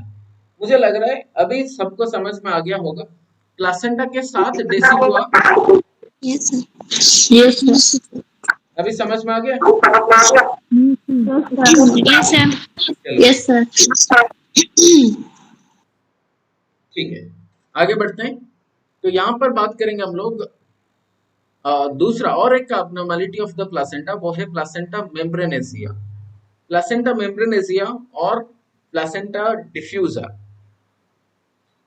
यहाँ पर प्रॉब्लम क्या आता है, जहां पर हमें ये पता था कि जो कोरियनिक लेयर होता है ना, कोरियन का एक तो कोरियनिक फ्रंडुजम होगा और दूसरा आता है कोरियनिक लेवी वाला पार्ट होगा। कोरियनिक फ्रंडुजम वो वाला पार्ट है फीटस का, जो कि कोरियनिक मतलब फीटस का वो कोरियनिक लेयर होगा जहां से क्या होगा, प्लासेंटा आगे बनता जाएगा। ठीक है ना, तो फिंगर लाइक जो प्रोजेक्शंस आते हैं सिंसिटो ट्रोफोब्लास्ट बनाता है, वो कोरियनिक फ्रंडुजम होगा। ठीक है ना, तो ये कोरियनिक फ्रंडुजम मान लो एक साइड में नहीं, अगर मान लो पूरा हर जगह पे चारों तरफ हो जाएगा, तो वो वाला पार्ट क्या आता है, इसे बोलते हैं हम लोग प्लासेंटा मेम्ब्रेनेसिया या फिर प्लासेंटा डिफ्यूजा। हमें पता है कि प्लासेंटा ना एक ही पार्ट में बनना चाहिए, एक ही साइड में बनना चाहिए। मान लो अगर हर तरफ हो जाएगा ऐसे, ठीक है ना, हर तरफ प्लासेंटा ऐसे क्या होगा, कोरियनिक फ्रंडुजम हो जाएगा और हर तरफ से प्लासेंटा बनेगा, तो फिर इसे बोल देंगे क्या, बताओ, प्लासेंटा मेम्ब्रेनेसिया या फिर प्लासेंटा डिफ्यूजा। क्या समझ में आ रहा है? यस सर, यस सर, तो मैंने और बोला एक बार प्लासेंटा अगर एक ही पार्ट में होगा, मतलब एक ही साइड में यूजुअली होना चाहिए, सो दैट ये इम्प्लांट होगा एक ही साइड में। पर मान लो अगर चारों तरफ 360 डिग्री अगर प्लासेंटा बनेगा, ठीक है ना, तो 360 डिग्री अगर क्या होगा, ये बिल्कुल प्लासेंटा हर जगह पे बनते जाएगा, तो फिर इसे क्या बोल देंगे, प्लासेंटा मेम्ब्रेनेसिया और डिफ्यूजन। ठीक है, समझ में आ रहा है? Yes sir, yes sir. Yes sir, हाँ, तो इसे क्या बोलते हैं, तो प्लासेंटा मेम्ब्रेनेसिया और डिफ्यूजन का मतलब क्या आ गया कि chorion has failed to differentiate into chorionic laeve and chorionic frondosum. ठीक है ना, यहाँ पे कोरियन का जो लेयर है वो डिफरेंशिएट नहीं हो पाया कि कोरियनिक फ्रंडुजम कौन सा पार्ट बनेगा और कोरियनिक लेवी कौन सा पार्ट बनेगा। ठीक है ना, तो अगर ये डिफरेंशिएट नहीं हुआ तो हर जगह पे प्लासेंटा बनता जाएगा। ठीक है ना, तो यहाँ पर ऐसे बोल देंगे हम लोग प्लासेंटा मेम्ब्रेनेसिया या फिर प्लासेंटा डिफ्यूजन। अभी दूसरा टाइप का जो प्लासेंटा अबनॉर्मलिटी है वो है बाइपटाइट या फिर बोल सकते हो ट्राइपटाइट प्लासेंटा। यहाँ पे प्लासेंटा सक्सेंचुरिया के साथ अगर कंपैरिजन करोगे तो फिर ये आसान से हम इसको मतलब अलग कर सकते हैं। एक तो प्लासेंटा सक्सेंचुरिया में एक तो मेन लोब होगा और दूसरा एक छोटा सा लोब होगा, लेकिन यहाँ पे देखो ये मेन ब्रांच है ना, 2 सब ब्रांच ऐसे गया है, लेकिन वहां तो ऐसा नहीं था। ठीक है ना, तो ये प्लासेंटा सक्सेंचुरिया के साथ कभी भी मिलता जुलता दिखाई नहीं दे रहा है। ठीक है, चलो, तो ये वाला आ जाता है, क्या बोल देंगे, प्लासेंटा बाइपार्टिएट। तो बाइपार्टाइट, तो बाइपार्टाइट मतलब क्या होना, बाई मतलब 2, पार्टाइट मतलब पार्टीशन, प्लासेंटा 2 पार्टीशन हो जाना, तो इसे बोल देंगे बाइपार्टाइट। अगर 3 हो गया तो बोल देंगे ट्राइपेटाइट, ठीक है ना। तो ऐसे हम आगे बता सकते हैं। तो बेसिकली बाइपेटाइट, ट्राइपेटाइट, क्वाड्रिपेटाइट ऐसा करके हम बता सकते हैं, ठीक है, समझ में आ गया। सो डिपेंडिंग ऑन कितना लोब है, क्या यहाँ तक समझ में आ गया? Yes sir. तो ये वाला प्लेसेंटा का नाम क्या है, और इसमें से गड़बड़ क्या लग रहा है पहले बता दो।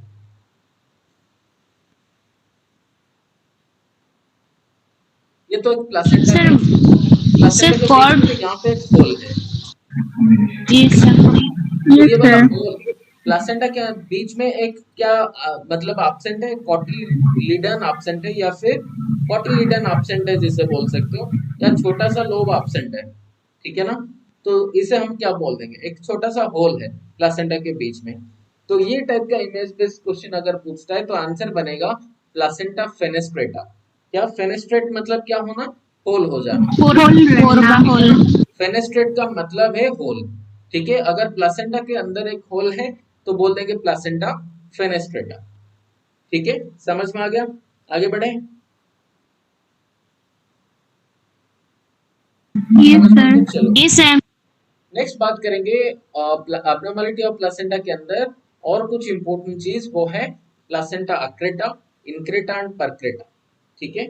मैंने याद रखा है AIP, ऑल इंडिया परमिट, ठीक है ना। तो ये परमिट, इसके प्लेसेंटा को पूरा परमिशन मिल गया, तुम जहां अंदर घुस सकते हो घुस जाओ, ठीक है ना। तो ऑल इंडिया परमिट इसको है, ठीक है ना। तो इसे सब परमिशन मिल गया, तुम चलो कहीं पे घुसना है घुस जाओ, ठीक है। तो ये AIP करके मैंने याद रखा, ये तो अक्रेटा, इनक्रेटा एंड परक्रेटा, ठीक है। तो मैं प्लेसेंटा का बनाता हूँ, यहाँ पे मान लो ये आ जाता है हमारा मायोमेट्रियम, ये आ जाता है एंडोमेट्रियम, एंड ये मान लो पेरीमेट्रियम है। तो ये वाला मायोमेट्रियम, पेरीमेट्रियम एंड एंडोमेट्रियम। तो प्लेसेंटा देखो कैसे घुस रहा है अंदर। अगर मान लो कुछ प्लेसेंटा ऐसे हुआ कि मायोमेट्रियम तक ही गया, मसल्स को टच नहीं किया, यहाँ तक प्लेसेंटा है। दूसरा आ जाता है, दूसरे टाइप का प्लेसेंटा, वो कहाँ तक कवर किया, कंप्लीट मायोमेट्रियम को कवर कर लिया, यहाँ तक घुस गया अंदर, ठीक है ना। और कुछ टाइप का प्लेसेंटा है जो कि पूरा यहाँ तक कवर कर लिया, ठीक है ना। तो तीनों के बीच में कहाँ कहाँ, मतलब जैसे मैंने बताया ऑल इंडिया परमिट करके, तो ये आ जाता है ऑल इंडिया परमिट ऐसा करके, ठीक है ना। ये मतलब आ जाता है कौन सा, अक्रेटा टाइप, अक्रेटा, ठीक है ना। अक्रेटा मतलब ये कहाँ तक मतलब इन्वेड किया है, मायोमेट्रियम तक किया, मायोमेट्रियम लेकिन ये सरफेस मसल को तक। नहीं इन्वेड किया, मसल को इन्वेड नहीं किया, ठीक है ना। यहाँ पर इनक्रेटा में क्या हुआ, इनक्रेटा में कंप्लीट मायोमेट्रियम मतलब इसमें मसल भी इन्वॉल्व हो गया, हाँ या ना, हाँ या ना। यस सर, परक्रेटा में क्या हुआ, परक्रेटा में ये पूरा मायोमेट्रियम, पेरीमेट्रियम ये सबको कवर कर लिया, पूरा सारे लेयर को कवर करके बाहर, ठीक है ना। इसे क्या बोल देंगे, परक्रेटा बोल देंगे, ठीक है। याद रखने वाला ट्रिक मैंने क्या बताया, याद रखने वाला all India permit, all India permit मतलब ये मान लो प्लेसेंटा को सारे परमिशन मिल गया कि चलो घुसो जहां पर घुसना है, ठीक है। चलो तो यहाँ पर देख लेते हैं, ये दूसरा एक एक्चुअल पिक्चर जहां पर अक्रेटा, इनक्रेटा और परक्रेटा के बारे में है। अक्रेटा मतलब क्या आ जाता है, मायोमेट्रियम को इन्वेड करना विदाउट टचिंग द मसल्स, ठीक है ना। इनक्रेटा में क्या आ जाता है, मायोमेट्रियम को पूरा इन्वेड करना, और परक्रेटा में क्या आता है, पूरा कंप्लीट मसल को प्लस पेरीमेट्रियम को भी इन्वेड करना, ठीक है। पेरीमेट्रियम। चलो, तो थोड़ा सा एक्सप्लेनेशन देख लेते हैं। प्लेसेंटा अक्रेटा मतलब क्या आता है, villi are attached to the myometrium but do not invade the muscles, muscle को इन्वेड नहीं किया, मायोमेट्रियम तक अटैच हुआ है। इनक्रेटा मतलब क्या आता है, प्लेसेंटा ये एक प्लेसेंटा अक्रेटा का फॉर्म है, लेकिन ये कहाँ तक मसल को इन्वेड किया, कहाँ तक इन्वेड किया है, मायोमेट्रियम को इन्वेड किया है इंक्लूडिंग द मसल्स। क्या समझ में आ रहा है, दोनों अक्रेटा और इनक्रेटा यस सर, दोनों मायोमेट्रियम को इन्वेड किए हैं, लेकिन अक्रेटा में मसल इन्वॉल्वमेंट नहीं हुआ है, लेकिन इनक्रेटा में हुआ है, ठीक है। इतना याद रख सकते हैं। हाँ या ना बता दो। Yes, sir. बाकी सारे म्यूट मोड में क्यों? Yes. Yes, Yes, हाँ sir. yes sir. और नेक्स्ट आते हैं परक्रेटा के बारे में बात कर रहे हैं। परक्रेटा मतलब क्या होता है? ये कंप्लीट प्लासेंटा पेनिट्रेट कर लिया अप टू और बियॉन्ड यूटेराइन सेरोसा। सेरोसा मतलब क्या होता है? यूटेरस का पूरा जो आउटर कवरिंग है, Outside. ठीक है ना? Outer layer. Outer covering outer layer. Outer covering, ये सारे उसे भी कवर कर लिया, मतलब उसको उसको भी पेनिट्रेट कर लिया, ठीक है ना? तो इसका मतलब ये पूरा जितना भी लेयर है सारे कवर करके बाहर, ठीक है ना? तो इसे क्या बोल देंगे हम लोग? Placenta percreta, Porcreta. ठीक है? Yes, sir. नेक्स्ट बात करेंगे हम लोग, नेक्स्ट आते हैं प्लासेंटा प्रीविया के बारे में। प्लासेंटा प्रिविया मतलब क्या आता है? कौन बता सकता है? Detached between the placenta attached to the lower of pole of the or uterus. occupy the lower portion of the uterus. हाँ, तो यहाँ पे अगर प्लासेंटा यूटेरस का लोअर पोल को अटैच हुआ है या फिर लोअर सेगमेंट को अटैच हुआ है तो इसे बोल देंगे प्लासेंटा प्रिविया करके। थोड़ा सा और जानकारी प्लासेंटा प्रिविया के बारे में बात करेंगे हम लोग। यहाँ पर यूजुअली प्लासेंटा थोड़ा ऊपर होना चाहिए, लेकिन यहाँ पर प्लासेंटा को देख लो कहाँ पर है, ये कवर कर लिया इंटरनल पोस्ट को, सर्विक्स को पूरा कवर कर लिया, ठीक है ना? तो इसे क्या बोल देंगे? Placenta previa. क्या ये प्रिविया। बच्चा अभी बाहर आ सकता है? नहीं आ सकता। थोड़ा सा भी यूटेरस ना थोड़ा सा स्ट्रेच होगा, ये प्लासेंटा डिटैच होगा या और यहाँ से ब्लीडिंग होना शुरू हो जाएगा, ठीक है ना? तो ये प्लासेंटा प्रीविया में प्रॉब्लम है। तो प्लासेंटा प्रीविया एक तो डिलीवरी नॉर्मली नहीं होगा, ठीक है ना? सीएस तो करना पड़ेगा और उसके साथ साथ जैसे ही बच्चा पढ़ेगा ना, बड़ा होगा, ये प्लासेंटा के ऊपर प्रेशर डालता रहेगा, हाँ या ना? और यहाँ से ब्लीडिंग होना भी शुरू हो जाएगा। तो ये बहुत बड़ा प्रॉब्लम है प्लासेंटा प्रीविया अगर लो लाइंग है। और भी हम बात करेंगे प्लासेंटा प्रीविया का डिफरेंट क्लासिफिकेशंस के बारे में और ज्यादा डिटेल्स में, ठीक है? चलो, उससे पहले और कुछ abnormality ऑफ द प्लासेंटा और एक चीज बैटल डोर प्लासेंटा के बारे में पहले जानते हैं। तो बैटल डोर मतलब क्या आता है? कभी देखे हो ये वाला जो मतलब क्या बोले, बैडमिंटन देखे हो ना सारे, ठीक है ना? तो बैडमिंटन का जो रैकेट होता है, तो रैकेट जैसा होना, तो इसे बोलते हैं बैटल डोर प्लासेंटा, ठीक है? बैटल डोर मतलब ऐसा, ठीक है? तो बैटल डोर मतलब जो बैडमिंटन हम खेलते हैं वैसा वाला, मतलब मान लो यहाँ पे ये प्लासेंटा है और मतलब ये प्लासेंटा है और जो अम्बिलिकल कॉर्ड है ये कुछ ऐसे अटैच हुआ है साइड में, तो इसे बोल देंगे बैटल डोर प्लासेंटा करके। तो यहाँ पर दूसरा जो पिक्चर में दिखा गया है, ये पिक्चर अगर इमेज बेस्ड क्वेश्चन पूछता है ये वाला कौन सा टाइप का होगा बताओ?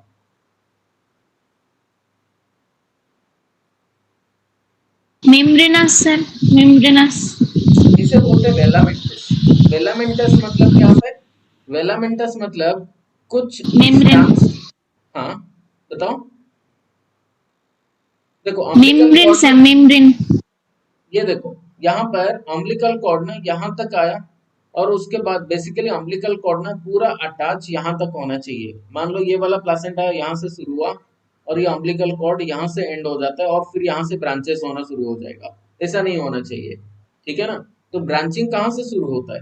ब्रांचिंग जैसे ही अम्बिलिकल कॉर्ड एंट्री किया, फिर प्लासेंटा को एंट्री करने के बाद ऐसे ब्रांचिंग होना चाहिए। लेकिन ये ब्रांचिंग कहाँ से शुरू हो जाता है? ब्रांचिंग पहले से ही, एंट्री करने से पहले अगर शुरू हो जाएगा ऐसे ब्रांचिंग, तो फिर इसे बोल देंगे वेलामेंटस टाइप। समझ रहे हो?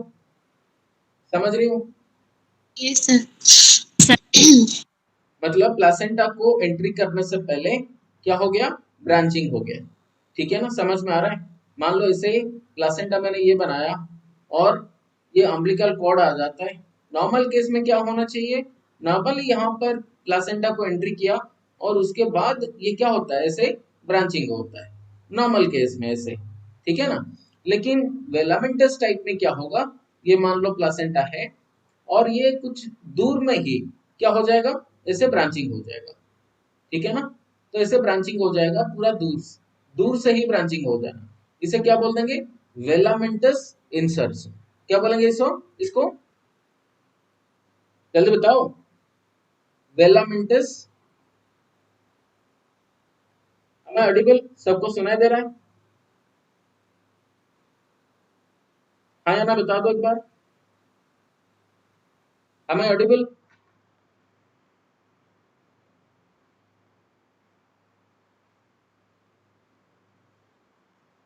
Am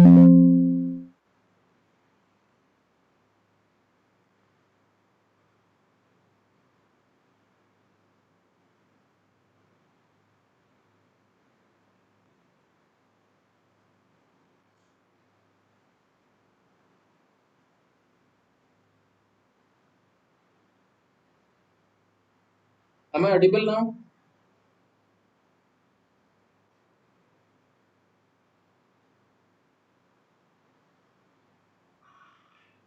हाँ, एक्चुअली नेटवर्क का कुछ प्रॉब्लम है, मैं अभी फिक्स करता हूँ। ठीक है, मुझे लगता है अभी ठीक हो गया। Yes, sir. तो नेटवर्क का प्रॉब्लम है, उससे तो कुछ नहीं कर सकते। ठीक है, अभी ठीक है। Yes, sir. Yes. Yes, sir.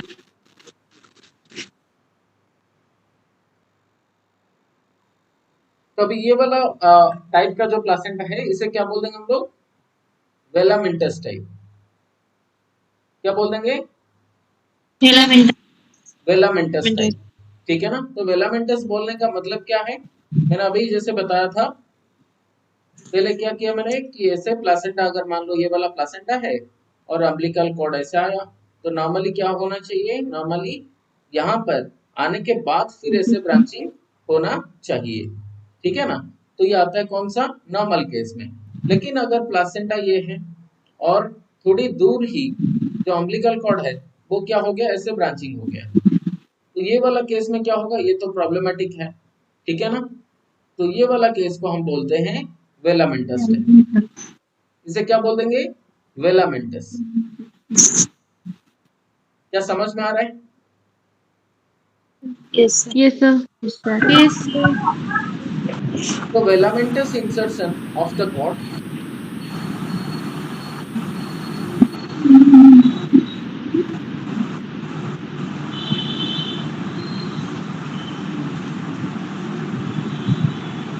तब, तो नेक्स्ट बात करेंगे हम लोग डिफरेंट सर वो वेरिएशन। वाला इमेज में कौन सा था, दोनों ही था या फिर वेलामेंटस ही था सिर्फ? कौन सा? ये वाला? Yes sir. ये वेलामेंटस है। Filamentus. ये वाला वेलामेंटस ही है। फिर भी और डाउट है क्या? बैक्टीरिया जो? नहीं, ये फिर भी डाउट है क्या? नो सर, वो मैं पूछ। Hello sir. हाँ बोलो। सर वो जो बैटल डोर होता है वो ऐसे ही करके आता है, placenta side umbilical cord side तक आता है, पर वो ब्रांच नहीं होता। दिखाऊंगा पिक्चर आगे। Membrane में आगे नहीं है. आगे पिक्चर दिखा दो। ठीक है, Yes, वेट वेट, yes, आगे yes. आगे पिक्चर दिखा दो। ठीक है, चलो म्यूट रखो तपस्विनी। हाँ, तो ये वाला देखो बैटल डोर के बारे में। तो बैटल डोर में क्या हुआ? एक साइड से ऐसे एंट्री किया। ठीक है, साइड से एंट्री किया और Yes, देखो yes. ये कैसे दिख रहा है। और वेलामेंटस में क्या हो रहा है? ये साइड में नहीं, फिर दूर से क्या हो गया? ऐसे ब्रांचिंग हो गया सारे। ठीक है ना? तो ये आता है वेलामेंटस टाइप। दोनों में डिफरेंस समझ में आ रहा है? Yes, sir. चलो, तो सक्यूम मार्जिनेट एंड सक्यूम वैलेट के बीच में तो मैंने बताया, बाइट बाटाइट के बारे में तो बताया, सक्शन चुरिया के बारे में तो बताया था। ठीक है ना? और ये वाला बड़ा वाला लोब है और ये छोटा वाला, तो ये सक्शन चुरिया के बारे में है। ठीक है, कोई डाउट यहाँ तक? आगे बढ़ूं? No, sir. Yes, sir. चलो Yes, sir. चलो, थोड़ा पढ़ने से पहले कुछ हम सॉल्व कर लेते हैं एमसीक्यूज और फिर दोबारा पढ़ेंगे। Yes, sir. The outermost membrane of the placenta is called as dash. Placenta Chorion. Chorion. Korean, very Korean बोले। आगे बढ़ेंगे। The presence of abnormal blood vessels। तपस्विनी देखो, तुम्हारा बैकग्राउंड में कुछ नॉइज वगैरह है क्या? हाँ, No, sir. कुछ मतलब फैंस वगैरह कुछ ऐसा आवाज आ रहा है, पता नहीं कहाँ से। The presence of abnormal blood vessels in the cord suggests the baby is likely to have DAS. अगर the presence of abnormal blood vessels in the cord suggests the baby is likely to have DAS. Option A, Erb's palsy. B, erythroblastosis fetalis. C, congenital defect. D, respiratory distress syndrome. Option C. Congenital defect. Congenital congenital defect. Defect क्यों बताओ? कभी कभी क्या होता है कि मतलब हमारे पास कितना एक अम्बिलिकल कॉर्ड में क्या क्या ब्लड वेसल्स होना चाहिए? 2 आर्टरी और एक दो vein. Arteries, one vein. Vein, आभा। ठीक है ना? आभा, वेरी गुड। आभा, ठीक है। चलो, आभा किसका है बताओ? आभा नहीं, ईभा है। आभा नहीं है। मैंने याद रखा क्या सर? एचडीएफसी का ना सर एक। आभा, दो आर्टरी और एक वेन। हाँ, मैंने एक याद रखने के लिए मैंने सोच रहा था, पर वो है नहीं। ईवा करके मैंने देखा है। छोड़ दो इसे। और मैंने मतलब यहाँ पे ना मैंने याद रखने वाला जो ट्रिक है ना, मैंने ऐसे बनाया है। मैं आभा याद नहीं रखा, मैंने याद रखा है कोई फेस है। फेस का ना जो 2 आंख है ना, ऐसा होगा। और ये नाक होगा। ठीक है ना? और मैंने ऐसे करके 2 डाल दिया, डंडा हो गया फिर। ठीक है ना? 2 आर्टरी और एक वेन। तो मैंने ऐसे करके याद रखा है। मतलब जिसको जो अच्छा लगे वो याद रख सकते हो, आवा याद रख सकते हो। ठीक है, चलो। तो यहाँ पे 2 आर्टरी और एक वेन होना चाहिए। अगर मान लो किसी भी तरीके से एक आर्टरी मिसिंग हो गया, तो फिर एक आर्टरी एक वेन रहा। अगर abnormal ऐसे blood vessels abnormal blood vessels हुआ, तो ये क्या इंडिकेट कर रहा है? बेबी को क्या हो सकता है पॉसिबल? तो वो है कॉन्जेनिटल डिफेक्ट। Congenital defect. एड्स पल्सी कब होगा? जब ये ना हम ब्राकियल प्लेक्सस। हाँ, मतलब फोर्सेप डिलीवरी जब कर रहे हैं, ठीक है ना, तब ये ज्यादा चांस है एब्स पल्सी होने का। और ये C normally five C forceps six delivery, जब इंजर होता है ब्रैकियल प्लेक्सस। हाँ, ब्रैकियल प्लेक्सस का इंजरी होने का चांस है। या फिर तुम अगर मतलब मान लो जैसे कि मतलब शोल्डर प्रेजेंटेशन हुआ है, वो वाला केस में शोल्डर खींच के फिर बाहर निकालने के लिए ट्राई कर रहे हो, वो वाला केस में पॉसिबल है या ना? शोल्डर शोल्डर प्रेजेंटेशन केस में। ये सब तो एड्स पल्सी वो वाला केस में होगा जहां पर ब्रैकियल प्लेक्सस का क्या होगा? इंजरी होगा। ठीक है ना? और एरिथ्रोब्लास्टोसिस फिटलिस के बारे में तो मैंने एक क्लास भी लिया है, सबको पता होगा इसके बारे में। एरिथ्रोब्लास्टोसिस फिटलिस ये एंड सब ये हाइड्रोप्स है। फिटलिस के बारे में, तो वो वाला क्लास दोबारा देख लेना। और रेस्पिरेटरी डिस्ट्रेस सिंड्रोम के बारे में तो मैंने और एक क्लास ली है। Surfactant due to the absence of surfactant. हाँ, तो इसको अदरवाइज हम बोलते हैं हाईलाइन मेम्ब्रेन डिजीज। तो ये वाला क्लास भी देख सकते हो आगे जाके। So when the placental villi invade the myometrium, the placenta is termed dash. Increta. Increta. Sir. देखो, ये पहले अक्रेटा होना चाहिए या इनक्रेटा होना चाहिए। ये दोनों के बीच में ध्यान से एक बार देखो, क्योंकि दोनों ही मायोमेट्रियम को अटैच होते हैं। हाँ या ना? हाँ। दोनों मायोमेट्रियम को होता है, लेकिन एक मसल को नहीं और दूसरा मसल को कर दे, मतलब अटैच कर लेता है। और ये ये प्लासेंटा सर। एक्स्ट्रा कोरियलिस मतलब क्या? ये प्लासेंटा एक्स्ट्रा कोरियलिस वो होता है जो कि प्लासेंटा मार्जिनेटा एंड प्लासेंटा सर्कमवेलेट, सर्कमवेलेट। दो मार्जिनल दो प्लेसेंटा। दो टाइप होते हैं। कौन सा? मार्जिनेट और दूसरा सर्कमवेलेट। ये सर। ठीक है ना? तो ये दोनों तो मतलब इसको तो हटा ही देना चाहिए। ये तो कोई दूर दूर तक इसका कोई रिश्ता है नहीं। ठीक है ना? ये मतलब ये सर। अगर हटाने तो पहले इसको हटाओ।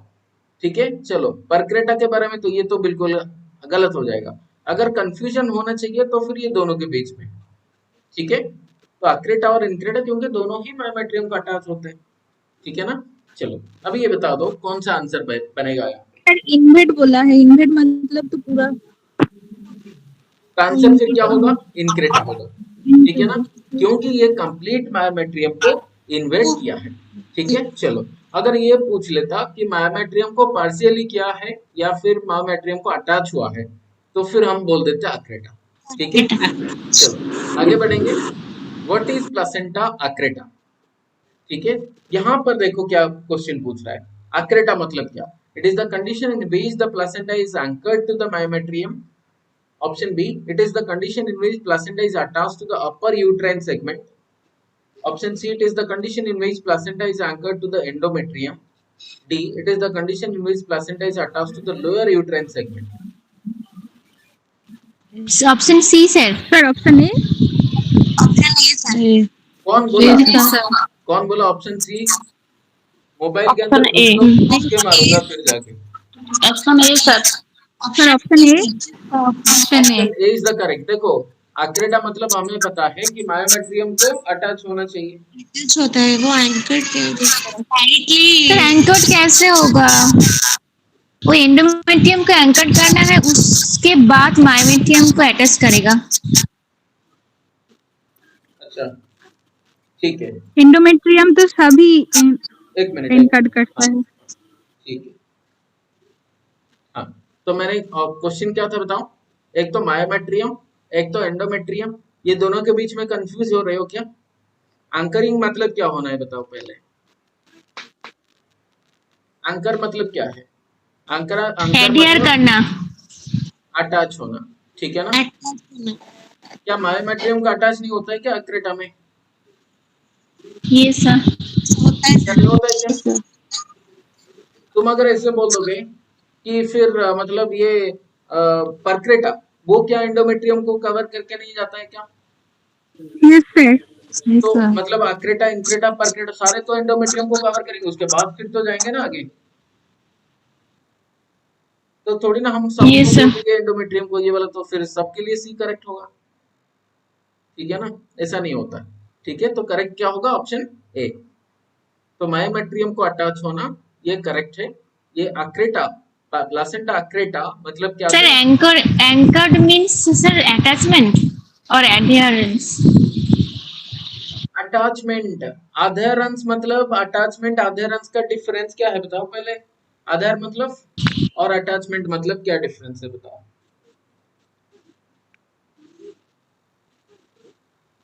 अधेर मतलब क्या होना? चिपक के रहना, ठीक है ना? और अटैचमेंट तो वही वाला बात है, ठीक है? चलो, ओके सर। तो यहाँ पर और एक चीज, it is the condition in which the placenta is attached to the upper uterine segment, ये तो कंप्लीटली नॉर्मल है, हाँ या ना? Yes sir. चलो, और anchor to the endometrium, endometrium को तो नहीं होता है, ठीक है? चलो, it is the condition in which placenta is attached to the lower uterine segment, इसे क्या बोल देंगे? प्लासेंटा, ये वाला आ जाता है जिसे हम बोल देंगे प्लासेंटा प्रीविया, ठीक है ना? चलो आगे बढ़ते हैं। In which condition the umbilical cord is attached to the margins of the placenta, कौन सा आ जाता है बताओ? Battledore placenta. Battledore placenta. Battledore placenta, very good. Next बात करेंगे, where cord attached to the battledore placenta, कहां पर अटैच होता है? Membrane of the placenta, placental margin. Placental margin. Centre margin, placental margin को अटैच, वेरी गुड। आगे बढ़ेंगे, next MCQ पूछा है, the cord that is inserted to the membrane some distance from the edge of the placenta, filamentous insertion of cord. देखो some distance, velamentous. हाँ तो ये वेलामेंटस, क्योंकि मैंने थोड़ा अभी बताया था कि प्लासेंटा को एंट्री करने से पहले कुछ डिस्टेंस में क्या हो जाना, ऐसे क्या हो जाना? ब्रांचेस हो जाना, ठीक है? ब्रांचेस हो जाना। तो इसे क्या बोल देते हैं हम लोग? वेलामेंटस इंसर्शन, ठीक है? चलो Yes, sir. आगे बढ़ेंगे। The placenta abnormality, placental abnormalities in which a thin fibrous ring is present at the margin of the chorionic plate where the fetal vessels appear to terminate, और एक बार देख प्लासेंटा मार्जिनाटा। लो, और एक बार देख लो, the placental abnormality in which a thin fibrous ring is present at the margin of the chorionic plate where the fetal vessels appear to terminate is dash, इसे क्या बोलते हैं? मार्जिनाटा। फिर ऑप्शन सी। आंसर होगा placenta मार्जिनेटा, क्योंकि margin को ये क्या कर रहा है? मतलब पहले ये मार्जिन के पास क्या कर रहा है? मार्जिन के पास एंट्री कर रहा है, इंफॉर्मेशन। ठीक है? और इसीलिए हम लोग बोलते हैं प्लासेंटा मार्जिनेटा, इसीलिए क्यों बोलते हैं प्लासेंटा मार्जिनेटा और placenta circumvallate placenta and placenta membranacea and placenta spuria, ये चारों में से पहले कौन सा अगर हटाना हो तो फिर कौन सा हटा देंगे पहले बताओ, उसके बाद मार्जिनेटा के बारे में बात करेंगे। स्पूरिया। ये तो दूर दूर तक इसका कोई रिलेशन है नहीं, ठीक और है? सर मेम्ब्रेनेसिया। मेम्ब्रेनेजिया के तो मतलब कोई रिलेशन इसके साथ है नहीं, ठीक है ना? चलो, और दो बच गया, क्या? सर्कमवैलेंट और प्लासेंटा मार्जिनेटा। इसमें से कौन सा होना चाहिए? The placental abnormality in which a thin fibrous ring is present at the margin of the chorionic plate where the fetal blood vessels appear to terminate, ये क्या होना चाहिए? मतलब यहाँ पर अगर फाइब्रस रिंग ना, थिन फाइब्रस रिंग, या अगर फोल्ड बोल देता, ठीक है ना, यहाँ पर अगर फोल्ड बोल तब देता सर्कमवेलेट होता। तो सर्क्यूमवैलेट बोल देते, ठीक है ना। अगर ऐसे बोल देता, डबल रिंग बोल देता, ठीक है ना, डबल फोल्ड बोल देता, ठीक है। हाँ, और एक चीज मैं यहाँ पर बता दूं, ये सर्क्यूमवैलेट में कभी कभी डबल फोल्ड भी इसको बोला जाता है, डबल फोल्ड। और इससे कभी कभी मार्जिनेटा को ना, आई मीन सॉरी, हाँ, मार्जिनेटा को कभी कभी सिंगल फोल्ड भी बोल सकते हैं, ठीक है। समझ में आ रहा है? कभी कभी सिंगल यस फोल्ड भी सर। कोई Yes, कोई sir. टेक्स्ट बुक्स में ऐसे single fold and double fold करके लिखा गया है, तो कभी इसमें कंफ्यूजन मत होना, ठीक है। तो मार्जिनेटा को कभी कभी हम सिंगल फोल्ड बोल देते हैं, और सर्कमवैलेट को कभी कभी डबल फोल्ड भी बोल देते हैं। और एक चीज यहाँ पर याद रखेंगे, जो फाइब्रस रिंग है प्लासेंटा का, और एक बार मैं दिखाऊंगा,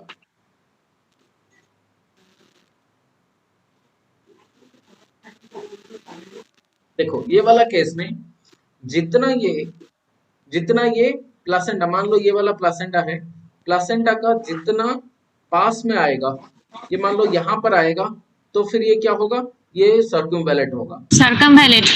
जितना ये दूर रहेगा, आसपास मार्जिन का रहेगा, ये है मार्जिनेटा होगा। समझ रहे हो? तो रिंग दोनों के बीच में डिफरेंस देखो, ठीक है।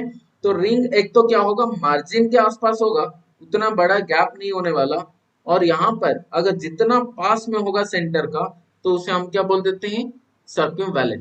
ये सर्क्यूमवैलेट और ये वाला मार्जिनेटा, ठीक है। समझ में आ रहा है? आगे बढ़ेंगे। Yes, sir.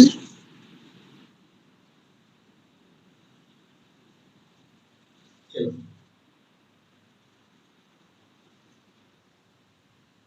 कहाँ तक पढ़े थे?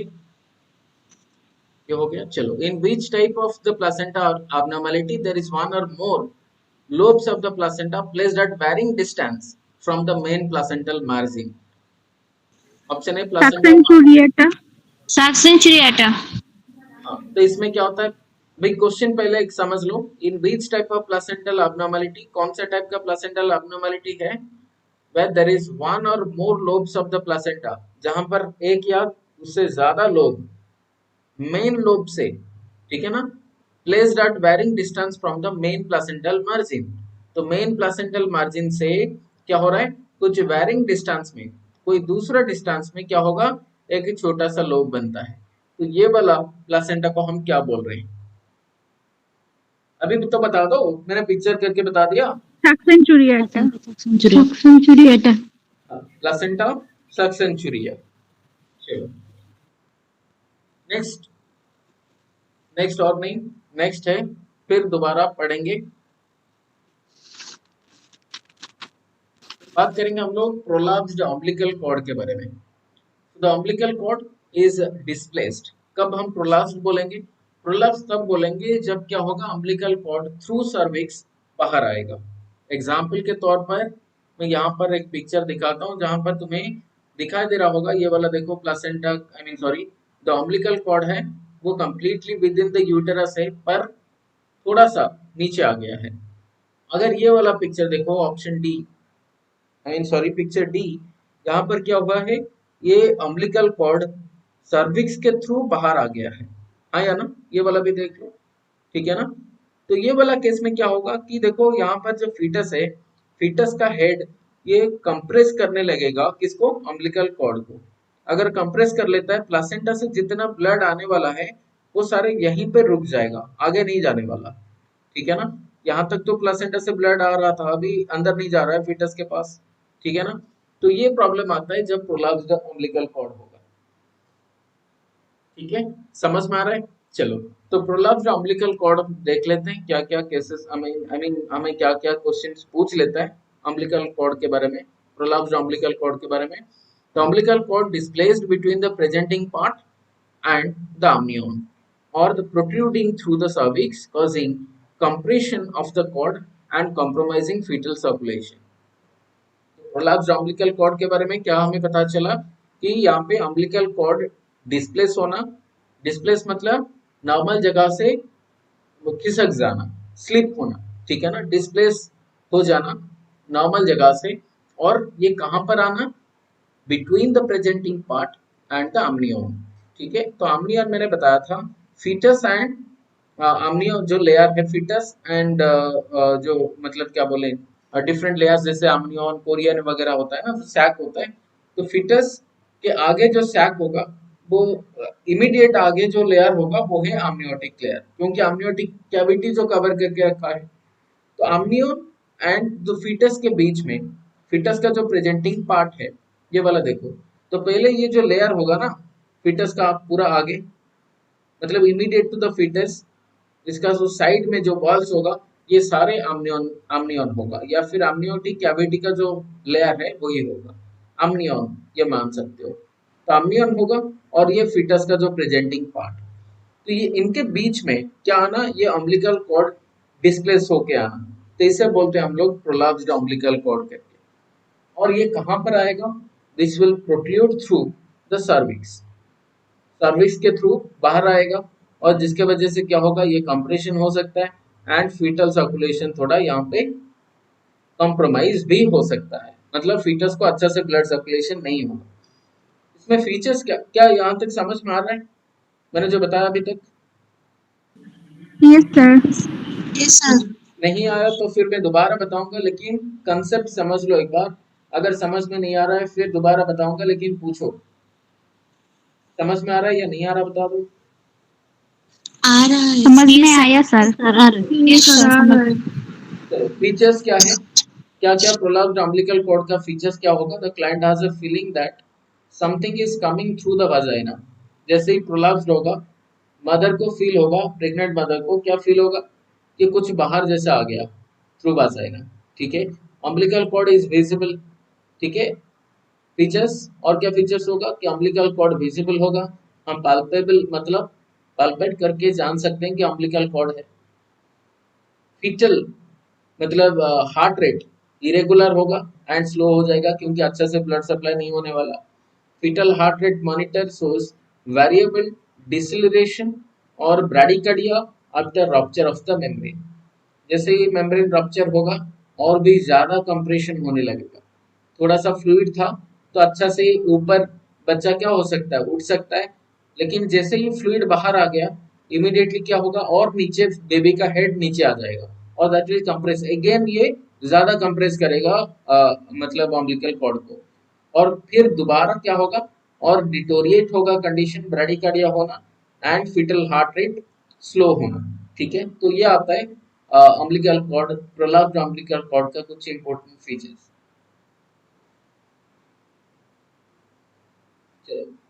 नेक्स्ट बात करते हैं, यहाँ पर different types of umbilical cord का मतलब प्रोलैप्स्ड अम्बिलिकल कॉर्ड का पिक्चर दिया हुआ है।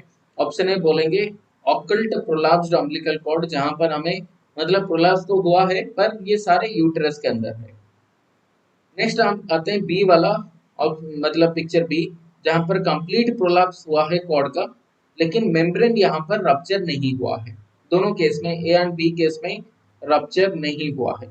ठीक है, चलो आगे बढ़ेंगे। यहाँ पर भी मतलब प्रोलैप्स हुआ है, यहाँ पर भी हुआ है, लेकिन एक तो क्या हुआ, मतलब दोनों केस में रप्चर नहीं हुआ है मतलब मेम्ब्रेन्स, और इसके साथ साथ अगर देखें तो फिर अम्बिलिकल कॉर्ड जो प्रोलैप्स हुआ है ये फीटस का नीचे नहीं आया है, लेकिन बी में फीटस का नीचे आ गया है।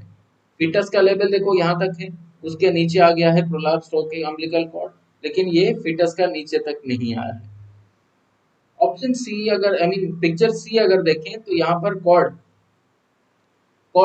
फीटल हेड के नीचे आके फिर रप्चर हुआ है मेम्ब्रेन, फीटस के नीचे आ गया है अम्बिलिकल कॉर्ड, एंड देन वाजाइना के थ्रू अभी बाहर भी दिख रहा है। ठीक है, चलो और नेक्स्ट वाला केस में क्या आता है, देखो ये ब्रीच प्रेजेंटेशन में प्रोलैप्स होना, ये आता है डी वाला पिक्चर में। इंटरवेंशन क्या कर सकते हैं अगर प्रोलैप्स्ड अम्बिलिकल कॉर्ड है, वेरी वेरी इंपॉर्टेंट, एग्जाम में यहाँ से क्वेश्चन पूछने वाला है। प्रोलैप्स्ड अम्बिलिकल कॉर्ड के बारे में कहीं से एग्जाम में क्वेश्चन पूछें या ना पूछें, लेकिन यहाँ से पूछने वाला जरूर है, तो इंटरवेंशन के बारे में पूछ लेगा। तो elevate the fetal presenting part that is lying on the cord by applying finger pressure with the gloved hand. तो तो हमें क्या करना, अगर हमें मिला इमीडिएटली क्या करना होगा कि फीटल प्रेजेंटिंग पार्ट, मान लो हेड है, तो हेड को क्या करना, ऐसे पुश करना ऊपर के तरफ, ऐसे क्या करना, पुश करना है।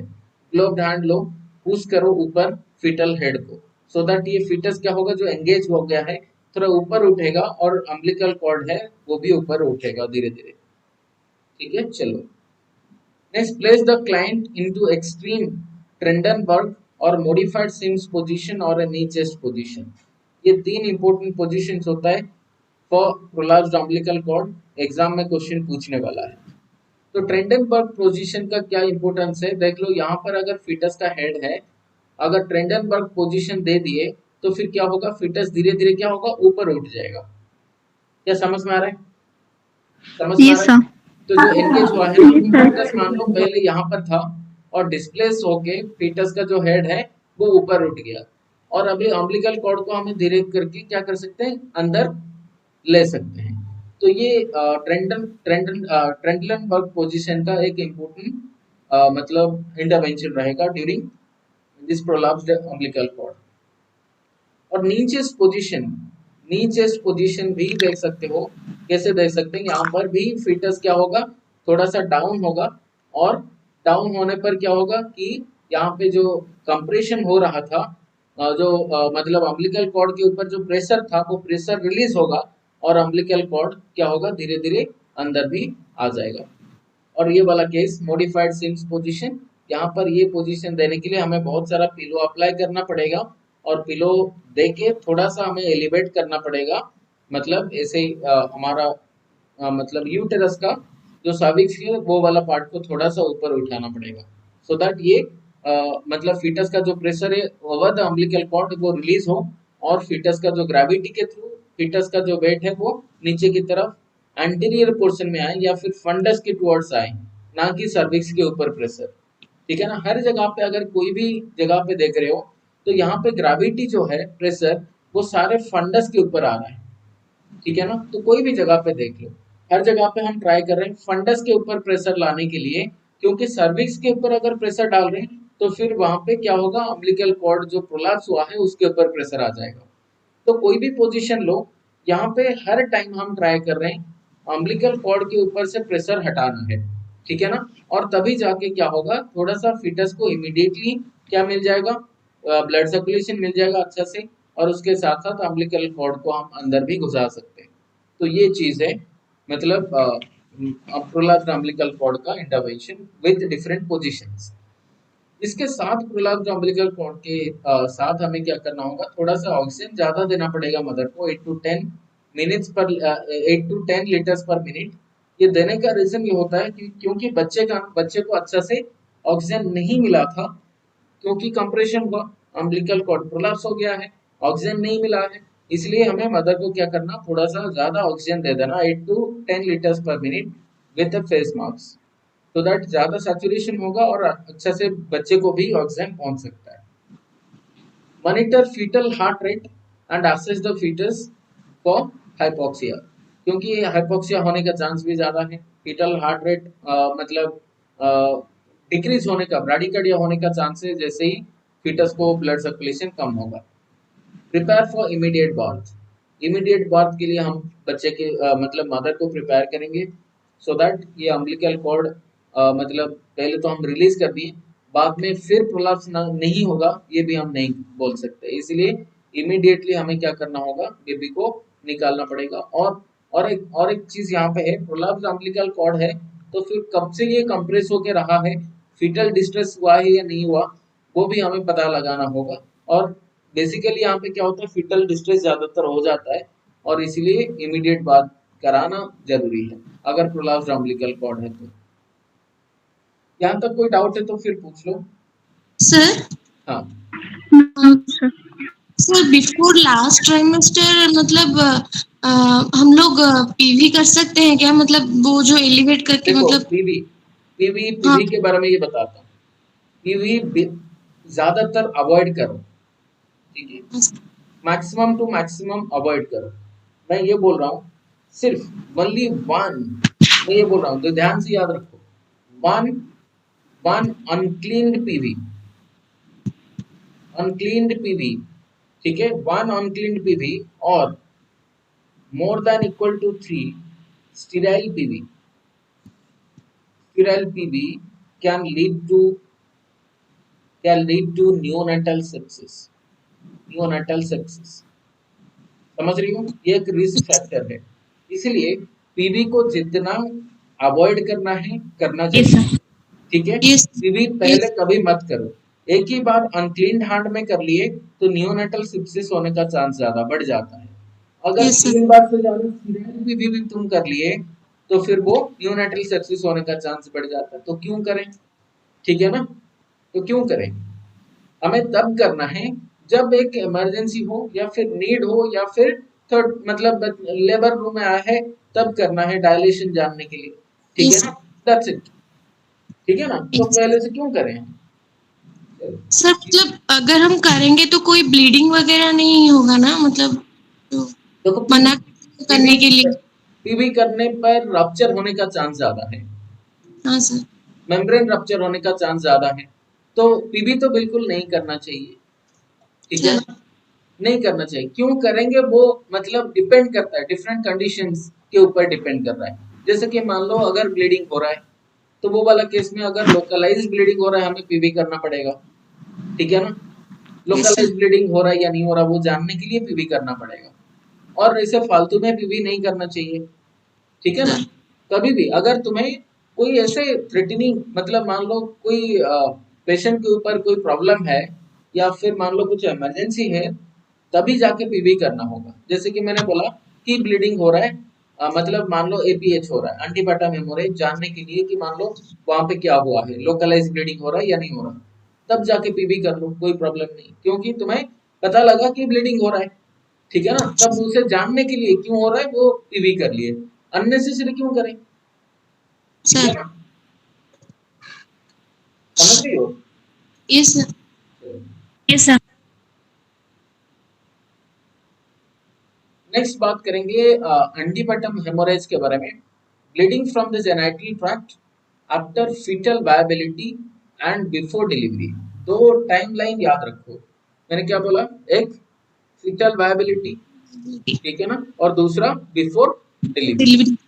ठीक है, बिफोर डिलीवरी डिलीवरी होने से पहले, और दूसरा after fetal viability. Fetal viability क्या होता है? डब्ल्यूएचओ के हिसाब से 22 वीक्स के ऊपर होगा तो फीटल वायबिलिटी मतलब बच्चा बच सकता है। इंडिया के गाइडलाइन के हिसाब से मैंने थोड़ी देर दिन पहले बताया था, इंडिया के गाइडलाइन 28 वीक्स। 28 वीक्स। वीक्स बताया था। अभी इंडियन एकेडमी ऑफ पीडियाट्रिक्स ने बोला अभी ये गाइडलाइन चेंज होके 24 वीक्स हो गया है आईएपी के हिसाब से। ठीक है ना, आईएपी बोला कि 28 वीक्स छोड़ो, अभी 24 वीक्स भी हम बचा सकते हैं बच्चे को। ठीक है, तो ये इंडियन एकेडमी ऑफ पीडियाट्रिक्स मतलब ये हर एक कंट्री के लिए, हर एक ऑर्गेनाइजेशन के लिए ये फीटल वायबिलिटी का जो टाइमलाइन है वो अलग अलग है। हम ये क्वेश्चन नहीं कर सकते कि ये 22 वीक क्यों है, ये 24 क्यों, वो 28 क्यों, ये क्वेश्चन नहीं कर सकते। ठीक है, समझ रही हो? ये डिपेंड किसके ऊपर कर रहा है, कि डिपेंड कर रहा है कि फैसिलिटी कौन सा कंट्री में क्या है। समझ रही हो? मान लो जैसे कि यूएसए में वो 20 वीक्स लेते हैं, 20 वीक्स का कोई भी बच्चा अगर पैदा हुआ यूएसए में उसको बचा सकते हैं। तो उन्होंने देख लिया कि हाँ चलो हमारा फीटल वायबिलिटी अगर कोई 20 वीक का कोई बच्चा है तो भी उसे हम बचा लेंगे, तो उनका वायबिलिटी पीरियड वो काउंट करने लगे 20 वीक्स में।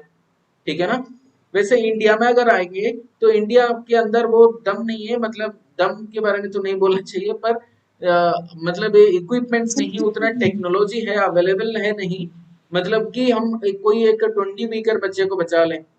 ठीक है ना, तो वो इंडिया के हिसाब से वो 28 वीक्स मान लेते थे। अभी थोड़ा सा टेक्नोलॉजी डेवलप हुआ है तो इंडियन एकेडमी ऑफ पीडियाट्रिक्स ने बोला कि 24 वीक्स तक की कोई भी बच्चे को हम बचा सकते हैं, तो ये आ जाता है हमारा फीटल वायबिलिटी पीरियड। ठीक है, समझ में आ रहा है? तो ये डिपेंड कर रहा है कि कौन सा कंट्री में क्या क्या फैसिलिटीज अवेलेबल है।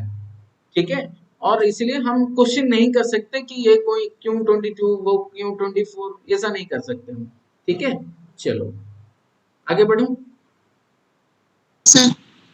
चलो तो कॉजेस क्या हो सकता है एपीएच का, एंटीपैटम हेमोरेज में क्या क्या कॉजेस हो सकता है? एक तो placenta previa, maternal cause and दूसरा फीटल कॉज, ये दो कॉज हो सकते हैं। मदर का क्या क्या प्रॉब्लम्स है that will lead to APH और एंटीपैटम हेमोरेज। अच्छा, ये एंटीपैटम हेमोरेज का जो दो कॉज है, maternal cause and fetal cause. तो मैटरनल कॉज में आता है प्लासेंटा प्रीविया। अभी थोड़ी देर पहले मैंने बताया था प्लासेंटा प्रीविया मतलब क्या आ जाता है? The placenta covers the lower pole of the uterus. Lower uterine pole. Placenta अगर कोई अटैचमेंट हुआ है लोअर यूट्राइन सेगमेंट में तो फिर इसे बोल देंगे प्रीविया करके। अप्रोप्टियो प्लासेंटा मतलब क्या आ जाता है?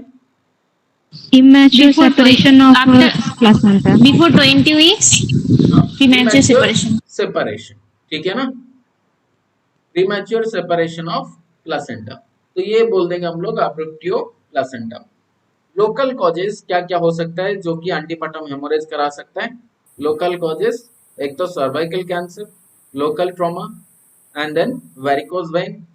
और क्या हो सकता है, और क्या रीजन, जैसे कि सर्कमवैलेंट प्लासेंटा, ये वाला केस में भी एपीएच हो सकता है, क्योंकि यहाँ पे जो बासल प्लेट है ना, बासल प्लेट क्या है, खाली है, कोई कवरिंग नहीं है, तो आराम से वहां से भी ब्लीडिंग होने का चांस है।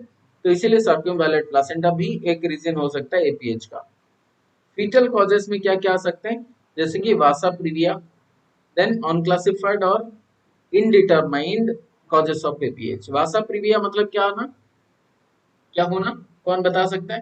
What do mean by vasa previa? When the blood vessels unprotected running, umbilical vessels run through the amniotic membrane and और एक बार सर्विक्स बता तक दो, चला जाता है। और एक बार सर, बताओ। Unprotected umbilical vessels amniotic membrane तक जा सकता है एंड सर्विक्स तक भी पास हो सकता है। हाँ, मतलब ये मान लो सिंपल से अगर मैं बताऊं तो फिर अम्बिलिकल कॉर्ड अगर लोअर यूट्राइन सेगमेंट या फिर सर्विक्स के आसपास आ गया हो, ठीक है ना, सिंपल सा बात ये है, इसे बोल देंगे हम लोग वासा प्रीविया करके। मैं एक पिक्चर दिखा देता हूँ तो समझ में आ जाएगा।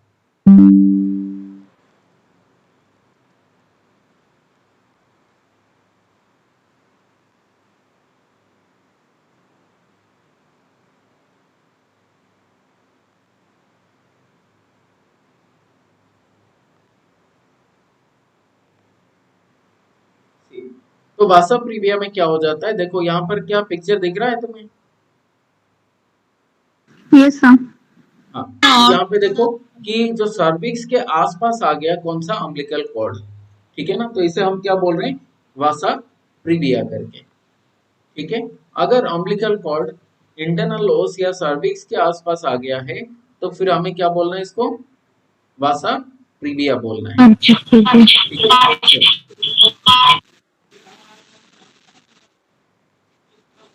नेक्स्ट बात करेंगे प्लासेंटा प्रीविया का डिफरेंट, मतलब प्लासेंटा प्रीविया के बारे में पहले बात करेंगे। यहाँ पर कॉजेस तो बात कर लिए, मैटरनल कॉज में क्या क्या आता है, एक प्लासेंटा प्रीविया, दूसरा abruptio placenta, next local causes circumvallate placenta, fetal cause में वासा प्रीविया, इतना हमें याद रखना। अभी बात करते हैं हम लोग प्लासेंटा प्रीविया के बारे में।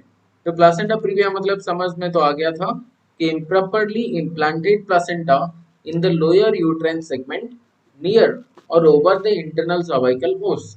अगर लोअर यूट्राइन सेगमेंट में या फिर इंटरनल ओस के आसपास अबनॉर्मली प्लासेंटा इम्प्लांट हुआ है तो इसे बोल देना प्लासेंटा प्रीविया करके। तो टाइप्स में क्या क्या आता है, total, partial and marginal type of placenta previa.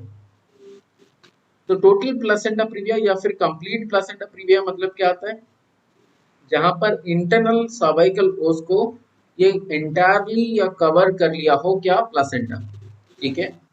और पार्शियल मतलब क्या आता है, जहां पर placenta is within 3 centimetre of the internal cervical os but does not fully cover it. Marginal या फिर लो लाइन मतलब क्या आ जाता है, जहां पर lower border of the placenta is more than 3 centimetre from the internal cervical ओस। समझ में नहीं आ रहा होगा, मैं एक एक करके बताऊंगा, ठीक है। तो पहले बात कर लेते हैं हम लोग लो लाइन या फिर मार्जिनल टाइप। तो 3 टाइप हम बात कर लिए, क्या क्या, एक तो टोटल, दूसरा पार्शियल और तीसरा मार्जिनल टाइप। इतना याद रख सकते हो, इतना याद रख सकते हो। चलो, तो मैं दोबारा बता देता हूँ, एक तो आ गया कौन सा, टोटल टाइप, ठीक है, और दूसरा चिल पार्शियल, और तीसरा कौन सा टाइप बताओ, मार्जिनल, मार्जिनल। ठीक है ना। चलो, तो मैं ये बताया, मान लो ये आ जाता है हमारा इंटरनल सर्वाइकल ओस, क्या आते हैं सर्विक्स वाला पार्ट, ये वाला यूटेरस का पार्ट, फिर ऐसे, ठीक है ना, तो ये यूटेरस एंड देन ये सर्विक्स वाला पार्ट, ऐसे करके, ठीक है। चलो, तो अगर प्लासेंटा, अगर प्लासेंटा ऐसे अटैच हो रहा है, अगर मान लो प्लासेंटा ऐसे अटैच हो रहा है और ये कंप्लीट कवर कर लिया ऐसे करके, तो ये बोल देंगे क्या बताओ, ऐसे कंप्लीट कवर कर लिया इंटरनल ओस को, क्या बोल देंगे, टोटल, ठीक है ना। तो इसे क्या बोल देंगे, टोटल प्लासेंटा प्रीविया या फिर कंप्लीट प्लासेंटा प्रीविया, ठीक है ना। पार्शियल मतलब क्या, पार्शियल मतलब ये कंप्लीट कवर नहीं किया है, यहाँ पर अटैच हुआ है, प्लासेंटा कहाँ पर अटैच हुआ है, साइड में अटैच हुआ है, ठीक है ना। पर यहाँ से जो इंटरनल ओस यहाँ पर दिख रहा है ना, ये इंटरनल ओस से इसका जो मार्जिन का डिस्टेंस है, ये वाला जो डिस्टेंस है वो लेस देन 3 सेंटीमीटर है। कितना है, लेस देन 3 सेंटीमीटर, मतलब ये 3 सेंटीमीटर का डिस्टेंस कहाँ से, प्लासेंटा मान लो ये, और ओपनिंग ये, ठीक है ना, ये आता है ओपनिंग, ओपनिंग टू प्लासेंटा का मार्जिन, ये वाला डिस्टेंस, ठीक है ना, ये 3 सेंटीमीटर से कम है। अभी ये वाला जो पार्ट है, ये वाला कौन सा है, ये वाला वो है जहां पर मार्जिनल हम बोल रहे हैं। तो मार्जिनल मतलब क्या आता है, क्या आता है, वो वाला पार्ट जो कि 3 सेंटीमीटर से ज्यादा डिस्टेंस में है, मतलब ये ओपनिंग एंड ये इसका जो डिस्टेंस है वो कितना है, मोर देन 3 सेंटीमीटर का डिस्टेंस है, ठीक है, समझ में आ रहा है। जी सर तो क्या क्या हो गया, 3 डिफरेंट टाइप्स क्या हो गया, एक तो टोटल मतलब क्या आता है, जहां पर प्लासेंटा कंप्लीटली इंटरनल ओस को कवर कर लिया, ठीक है। पार्शियल मतलब क्या आता है, जहां पर प्लासेंटा, और प्लासेंटा और इंटरनल ओएस का डिस्टेंस देन 3 हाँ, placenta is low lying and within, it is lying within 3 centimetres from the internal os, ठीक है ना। इंटरनल ओस से 3 सेंटीमीटर से कम डिस्टेंस पर है, ठीक है ना, इसे बोल देंगे पार्शियल टाइप। अगर ये 3 सेंटीमीटर से ज्यादा डिस्टेंस पर होगा इंटरनल ओस से, तो बोल देंगे मार्जिनल टाइप। क्या समझ में आ रहा है। Yes sir. अभी लो लाइन वाला देख लेते हैं, लो लाइन या marginal type. The placenta is implanted in the lower uterus but it is lower border, इसका जो लोअर बॉर्डर है is more than 3 centimetre from the internal cervical ओस। समझ में आ गया, ठीक है। आगे बढ़ेंगे, पार्शियल टाइप में क्या आता है, the lower border of the placenta is within 3 centimetre of the internal cervical os but not fully covered. यहाँ पर देख लो, ये सर्वाइकल जो प्लासेंटा है ना, वो कहाँ तक कवर किया है, तो यहाँ पर तो सर्विक्स है, तो सर्विक्स को ये टच किया है, मतलब ये 3 सेंटीमीटर से कम वाला डिस्टेंस में होगा, ठीक है ना, पर ये कंप्लीट कवर नहीं किया। ये वाला देखो, यहाँ पर जो प्लासेंटा है ये कंप्लीटली कवर कर लिया है इसको, इंटरनल ओस को, ठीक है ना। तो इसे बोल देंगे क्या बताओ, टोटल या फिर complete type of placenta previa. Next features क्या देखें, प्लासेंटा प्रीविया का क्या क्या क्लिनिकल फीचर्स होगा, ये आता है, एक तो sudden onset of painless bright red vaginal bleeding occurs in the last half of the pregnancy, ठीक है। तो यहाँ पे समझ में आ गया, जब भी प्लासेंटा प्रीविया का मतलब प्लासेंटा प्रीविया के बारे में अगर हमें जानना हो, तो फिर जब ब्लीडिंग होगा तब ये पेनलेस ब्लीडिंग होगा और ब्राइट रेड कलर का वाजाइनल ब्लीडिंग होगा, क्योंकि फ्रेश ब्लड बाहर आएगा, ठीक है ना। यूटेरस सॉफ्ट रहेगा, रिलैक्स्ड एंड नॉन टेंडर, क्योंकि यूटेरस के ऊपर अगर हम टच करें वहां पे कुछ प्रॉब्लम है नहीं, प्रॉब्लम कहाँ पर है, नीचे सर्विक्स के आसपास। Fundal height may be more than expected for gestational age. Fundal height क्यों ज्यादा होगा, fundal height जितना होना चाहिए उससे ब्लीडिंग सर, हाँ बताओ, ब्लीडिंग के लिए, ब्लीडिंग के लिए, ब्लीडिंग के लिए क्यों fundal height बढ़ेगा बताओ। नहीं सर, मतलब प्लासेंटा नीचे आ जाएगा ना, तो बेबी का मतलब पोजीशन। एग्जैक्टली मतलब अगर साइड में होता, मान लो इसे, सर ठीक है ना, अगर साइड में होता ना तो फिर प्लासेंटा बेबी यहाँ पर होता, ठीक है ना, ऊपर तो होता, इसे होता। नीचे लेकिन आ यहाँ पर नीचे की जाता तरफ है, तो फिर मतलब एनाटोमिकली अगर प्लासेंटा यहाँ पर है तो बच्चा अगर बढ़ेगा ना, तो क्या मतलब प्लासेंटा तो मतलब नीचे कवर कर लिया, इसका तो कुछ हाइट होगा ना प्लासेंटा का, ये सर। ठीक है ना, तो यस सर। इससे बेबी क्या होगा, बेबी ऊपर थोड़ा ज्यादा उठेगा, ठीक है ना, तो ये प्लासेंटा प्रीविया में फंडल हाइट ज्यादा होने का चांस है।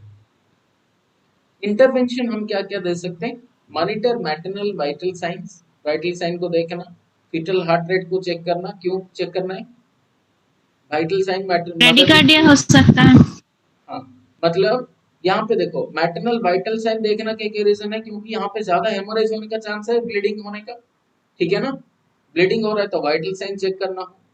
और वाइटल फीटल हार्ट रेट देखने का मतलब क्या है, क्योंकि प्लासेंटा से ब्लीडिंग हो रहा है तो फीटस के अंदर नहीं जाएगा ब्लड, ठीक है ना, तो यहाँ पे हार्ट रेट क्या हो सकता है, ब्राडिकार्डिया, ठीक है ना, तो ब्राडी हो सकता है, तो अभी ये भी चेक करना पड़ेगा, फीटल एक्टिविटी चेक करना पड़ेगा, क्योंकि प्लासेंटा प्रीविया हुआ है, अगर मान लो वहां से ब्लीडिंग हो रहा है, रप्चर हो, आई मीन सॉरी डिटाच हो गया, अभी प्लासेंटा प्रीविया में डिटाच तो बात नहीं करना चाहिए, कंफ्यूज हो जाओगे, तो प्लासेंटा प्रीविया में अगर मान लो ब्लीडिंग ज्यादा हो रहा तो फिर बच्चे के पास तो ज्यादा नहीं जाने वाला ब्लड, ठीक है ना, ब्लीडिंग अगर हो रहा है तो वहां पे फीटल एक्टिविटी धीरे धीरे कम होता जाएगा। Prepare for ultrasound to confirm the diagnosis, ultrasound करने पर हमें पता चल जाएगा लोकेशन कहाँ पर है प्लासेंटा का। Vaginal examinations or other any other action that stimulate uterine activity should be avoided। यहाँ ये वाला केस में vaginal examination कभी भी मत करना, ठीक है ना, अगर तुम मान लो ये वाला केस में पीवी कर लिए तो फिर रप्चर हो, रप्चर क्या मतलब ब्लीडिंग हो जाएगा, ठीक है ना, समझ रहे हो, प्लासेंटा रप्चर होगा, ये सर। इंजरी होगा प्लासेंटा का, तो ये वाला केस में वाजाइनल एग्जामिनेशन बिल्कुल करना नहीं चाहिए। बेड रेस्ट 100% देना चाहिए वाला केस में, ठीक है ना, थोड़ा सा इधर उधर हुआ, स्ट्रेच हुआ, ब्लीडिंग हो शुरू, ठीक है ना, मॉनिटर अमाउंट ऑफ ब्लीडिंग, कितना ब्लीडिंग हो रहा है वो भी मॉनिटर करना है, सो दैट हमें क्या करना होगा कि उतना अमाउंट का हमें फ्लूइड रिप्लेस करना पड़ेगा या फिर ब्लड प्रोडक्ट्स रिप्लेस करना पड़ेगा, जितना ज्यादा ब्लीडिंग हो रहा है, ठीक है ना, ब्लीडिंग जितना ज्यादा होगा हमें उतना ब्लड प्रोडक्ट रिप्लेस करना पड़ेगा, एडमिनिस्टर आईवी फ्लूइड्स या फिर ब्लड प्रोडक्ट्स जितना ज्यादा ब्लीडिंग होगा। If bleeding is heavy A caesarean delivery में बी परफॉर्म, ठीक है, ये वाला केस में सबसे important vaginal examinations are contraindicated if the client is suspected to have or has a known placenta previa, अगर placenta previa है तो फिर vaginal examination is contraindicated। कोई डाउट यहाँ तक बता दो फिर। नहीं सर। No sir. हाँ सर। अच्छा और दो तीन स्लाइड है इसको खत्म कर लेते हैं, चलो अब्रूप्टियो प्लासेंटा के बारे में बात करेंगे। Premature separation of the placenta को हम बोल रहे हैं abruptio placenta from the uterine wall after 20th week of gestation and before the fetus is delivered, मतलब आफ्टर 20th वीक अगर क्या हो रहा है, सेपरेशन हो रहा है प्लासेंटा, इसे हम बोल देंगे प्रीमैच्योरली सेपरेट होने लगा तो फिर हम बोल देंगे अब्रूप्टियो प्लासेंटा। इसमें कोई बड़ी बात है नहीं, प्लासेंटा प्रीविया एंड अब्रूप्टियो प्लासेंटा के बीच में क्या डिफरेंस आ गया, प्रीविया मतलब लो लाइंग है और अब्रूप्टियो प्लासेंटा मतलब सेपरेट हो जाना, ठीक है, और कब सेपरेट होना, आफ्टर 20 वीक, प्रीमैच्योरली मतलब डिलीवरी से पहले, डिलीवरी से पहले, और 20 वीक के बाद अगर सेपरेट होता है प्लासेंटा, जब नहीं होना चाहिए तो इसे बोल देंगे अब्रूप्टियो प्लासेंटा करके। तो क्लिनिकल फीचर क्या क्या होगा, एक तो डार्क रेड कलर का वाजाइनल ब्लीडिंग होगा, यूटेराइन पेन और टेंडरनेस होगा, ठीक है, यूटेराइन रिजिडिटी होगा, रिजिडिटी मतलब यूट्रस कंट्रैक्ट हो जाएगा, ठीक है, और सीवियर एब्डोमिनल पेन होगा, साइंस ऑफ फिटल डिस्ट्रेस होगा। फिटल डिस्ट्रेस होने का रीजन ये रहेगा कि अब्रूप्टिव प्लासेंटा में प्लासेंटा डिटैच हुआ और फिटस के पास कुछ नहीं जा रहा, आई मीन ब्लड, तो ऑक्सीजन नहीं मिलने वाला, तो ये वाला केस में फिटल डिस्ट्रेस होने का चांस है। तो फिटल डिस्ट्रेस मतलब क्या होना, फिटल डिस्ट्रेस मतलब क्या होना, कौन बता सकता है? हार्ट रेट बढ़ा जाना, सॉरी सर ब्रेडिकार्डिया। ब्रैडिकार्डिया मतलब फीटल डिस्ट्रेस मतलब हार्ट रेट क्या होना, डिक्रीज हो जाना, ठीक है। और उसके साथ साथ फीटल डिस्ट्रेस में और क्या क्या होगा, लेथार्जिक, मतलब यहाँ पे तो नहीं आएगा फीटस को हम मतलब ऐसे नहीं बोल सकते कि लेथार्जी होगा करके। और कोई फीचर्स बता सकते हो फीटल डिस्ट्रेस का? मुझे लगता है मैंने कुछ बताया है फीटल डिस्ट्रेस के बारे में। Sir decrease activity. Very good, decrease activity. यहाँ पर अगर मान लो डिक्रीज एक्टिविटी हुआ तो ये भी फीटल डिस्ट्रेस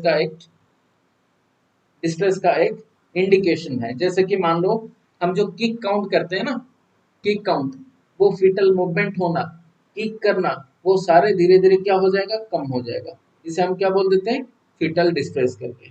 समझ रहे हो, समझ रहे हो? Yes sir.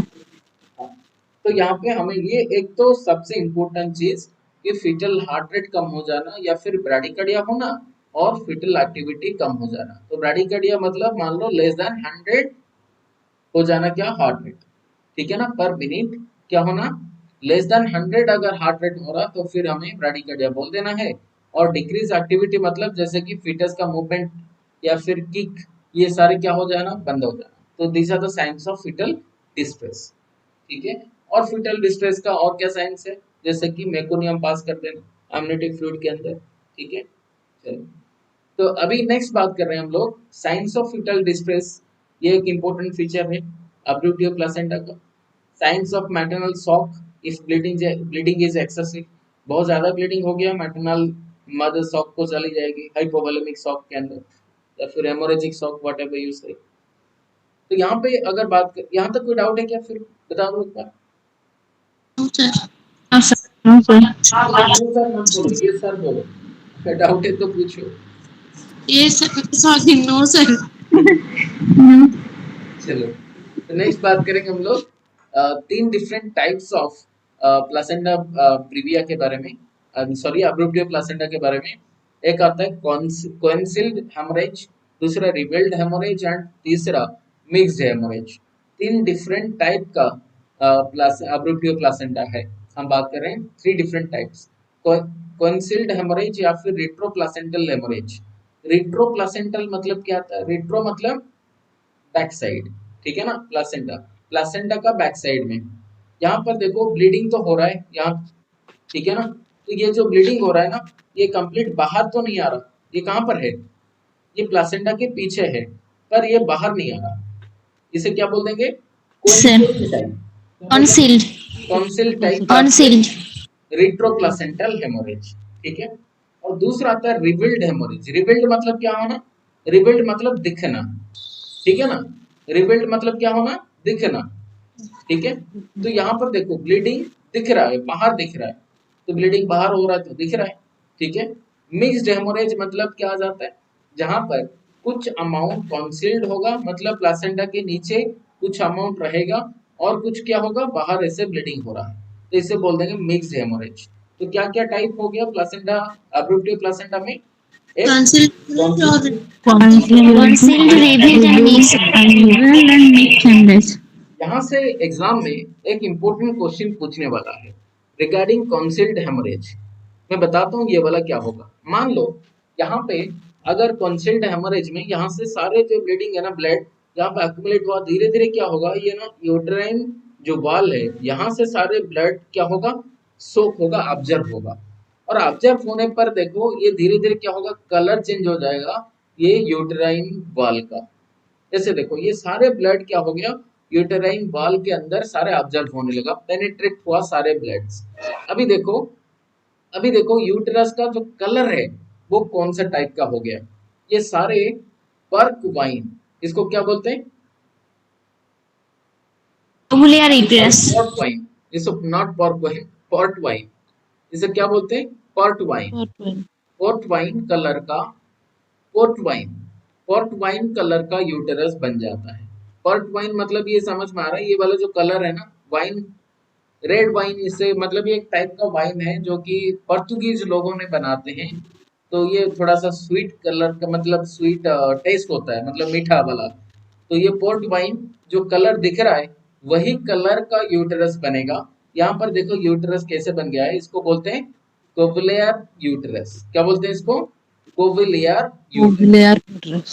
कोविलियर यूटेरस। ये होने का रीजन क्या है बताओ? ये है कॉन्सिल्ड हेमोरेज टाइप का, ठीक है ना। ये कॉन्सिल्ड हेमोरेज अगर होगा तो फिर क्या होगा, ये सारे ब्लड ऑब्जर्व होगा कहाँ पर? Uterine. यूटेराइन वॉल के अंदर, और यूटेराइन वॉल का कलर चेंज हो गई। कौन सा कलर होगा? पोर्ट वाइन कलर का होगा, ठीक है ना। तो इसे कौन सा यूटेरस बोलते हैं? कोविलियर यूटेरस, Ovulare. ठीक है। समझ में आ रहा है कि एक इम्पोर्टेंट एमसीक्यू बेस्ड क्वेश्चन हो सकता है, ठीक है। समझ में आ रहा है? Yes, sir. चलो, आगे बढ़ रहे हैं। यहाँ पे इंटरवेंशन क्या हो सकता है अब्रप्टिव प्लासेंटा में? मॉनिटर मैटरनल वाइटल साइन, वही सेम चीज जैसे हम बात कर रहे थे। फीटल हार्ट रेट को फिर मॉनिटर करो। एक्सेसिव वाजाइनल ब्लीडिंग को देखो। Abdominal pain, increase fundal height होगा। Then maintain bed rest, administer oxygen, IV fluids दो, ब्लड प्रोडक्ट्स दो डिपेंडिंग ऑन कितना ब्लीडिंग हो रहा है। ट्रेंडलेनबर्ग पोजीशन दे सकते हो to decrease pressure over the pressure of the fetus on the placenta. Placenta के ऊपर प्रेशर ना आए तो ट्रेंडलेनबर्ग पोजीशन दे सकते हैं। लैटरल पोजीशन देंगे अगर हाइपोवोलेमिक शॉक हो रहा है, ठीक है ना। हाइपोवोलेमिक शॉक कब होगा? at a lateral position with the head of the bed flat if hypovolemic shock। Hypovolemic अगर शॉक हो रहा है तो फिर लैटरल पोजीशन देंगे, तो फिर पॉसिबिलिटी है कि ज्यादा कार्डियक आउटपुट बढ़े, ठीक है ना। तो लैटरल पोजीशन एक अच्छा रहेगा कार्डियक आउटपुट बढ़ाने के लिए। इमरजेंसी सिजेरियन डिलीवरी करा सकते हैं बच्चे को, क्योंकि फिटस यहाँ पे अगर अब्डोमिनल प्लासेंटा डिटैच हो गया तो फिर फिटस को बचाना मुश्किल हो जाएगा, ठीक है ना। If the fetus is alive but shows signs of distress, अगर फिटस अलाइव है, साइंस ऑफ डिस्ट्रेस क्या है? जैसे कि हार्ट रेट कम हो जाना, अभी थोड़ी देर पहले मैंने बताया, और मूवमेंट कम हो जाना। अगर ऐसे कुछ साइंस तुम्हें लग रहा है तो फिर इमीडिएटली बच्चे को निकाल दो सिजेरियन सेक्शन करके, ठीक है। सिजेरियन डिलीवरी कराओ और बच्चे को निकालो। तो ये हो गया हमारा अब्रूटिव प्लासेंटा का इंटरवेंशन। कोई डाउट यहाँ तक बता दो एक बार। क्यों लैटरल पोजीशन में कार्डियक आउटपुट बढ़ता है? एनाटॉमिकल अगर मतलब पोजीशंस देखोगे तो फिर ये लैटरल पोजीशन और एक आता है नी चेस्ट पोजीशन, ठीक है। कौन सा पोजीशन? नी चेस्ट। इसमें Knee कार्डियक chest। आउटपुट बढ़ जाता है। तो दो पोजीशंस होते हैं। तो अब्रूटिव प्लासेंटा में हम ज्यादातर बोलेंगे कि लैटरल पोजीशन अच्छा रहेगा as compare to knee chest. Uncomfortable होता है नी चेस्ट पोजीशन, हाँ या ना बताओ एक बार, ठीक है ना। अगर कोई प्रेग्नेंट है उसे बोल दो तुम नी चेस्ट पोजीशन में रहो तो थोड़ा अनकंफर्टेबल लगेगा ना, ठीक है ना। तो ये लैटरल पोजीशन बेहतर होगा उसके लिए। तो क्यों होता है? क्योंकि मतलब लैटरल पोजीशन अगर देंगे तो फिर बेसिकली लेफ्ट लैटरल पोजीशन अच्छा रहता है, ठीक है। लेफ्ट लैटरल, तो लेफ्ट लैटरल देने पर क्या होगा? एक तो इंफीरियर वेन का भाग के ऊपर से प्रेशर हट जाएगा, ठीक है ना। हाँ या ना बता दो। आईवीसी के ऊपर से एक तो प्रेशर हटेगा, ठीक है। और प्रेशर हटने से क्या होगा? ज्यादा blood okay sir, okay right atrium के अंदर, वेनस रिटर्न। हाँ वेनस रिटर्न ज्यादा होगा, तो ज्यादा होने पर कार्डियक आउटपुट बढ़ेगा, सिंपल सा है, ठीक है। Yes sir. और कोई भी और कोई चीज? No sir. और कोई डाउट से क्या बता दो एक बार। No sir. No sir. Doubt नहीं है?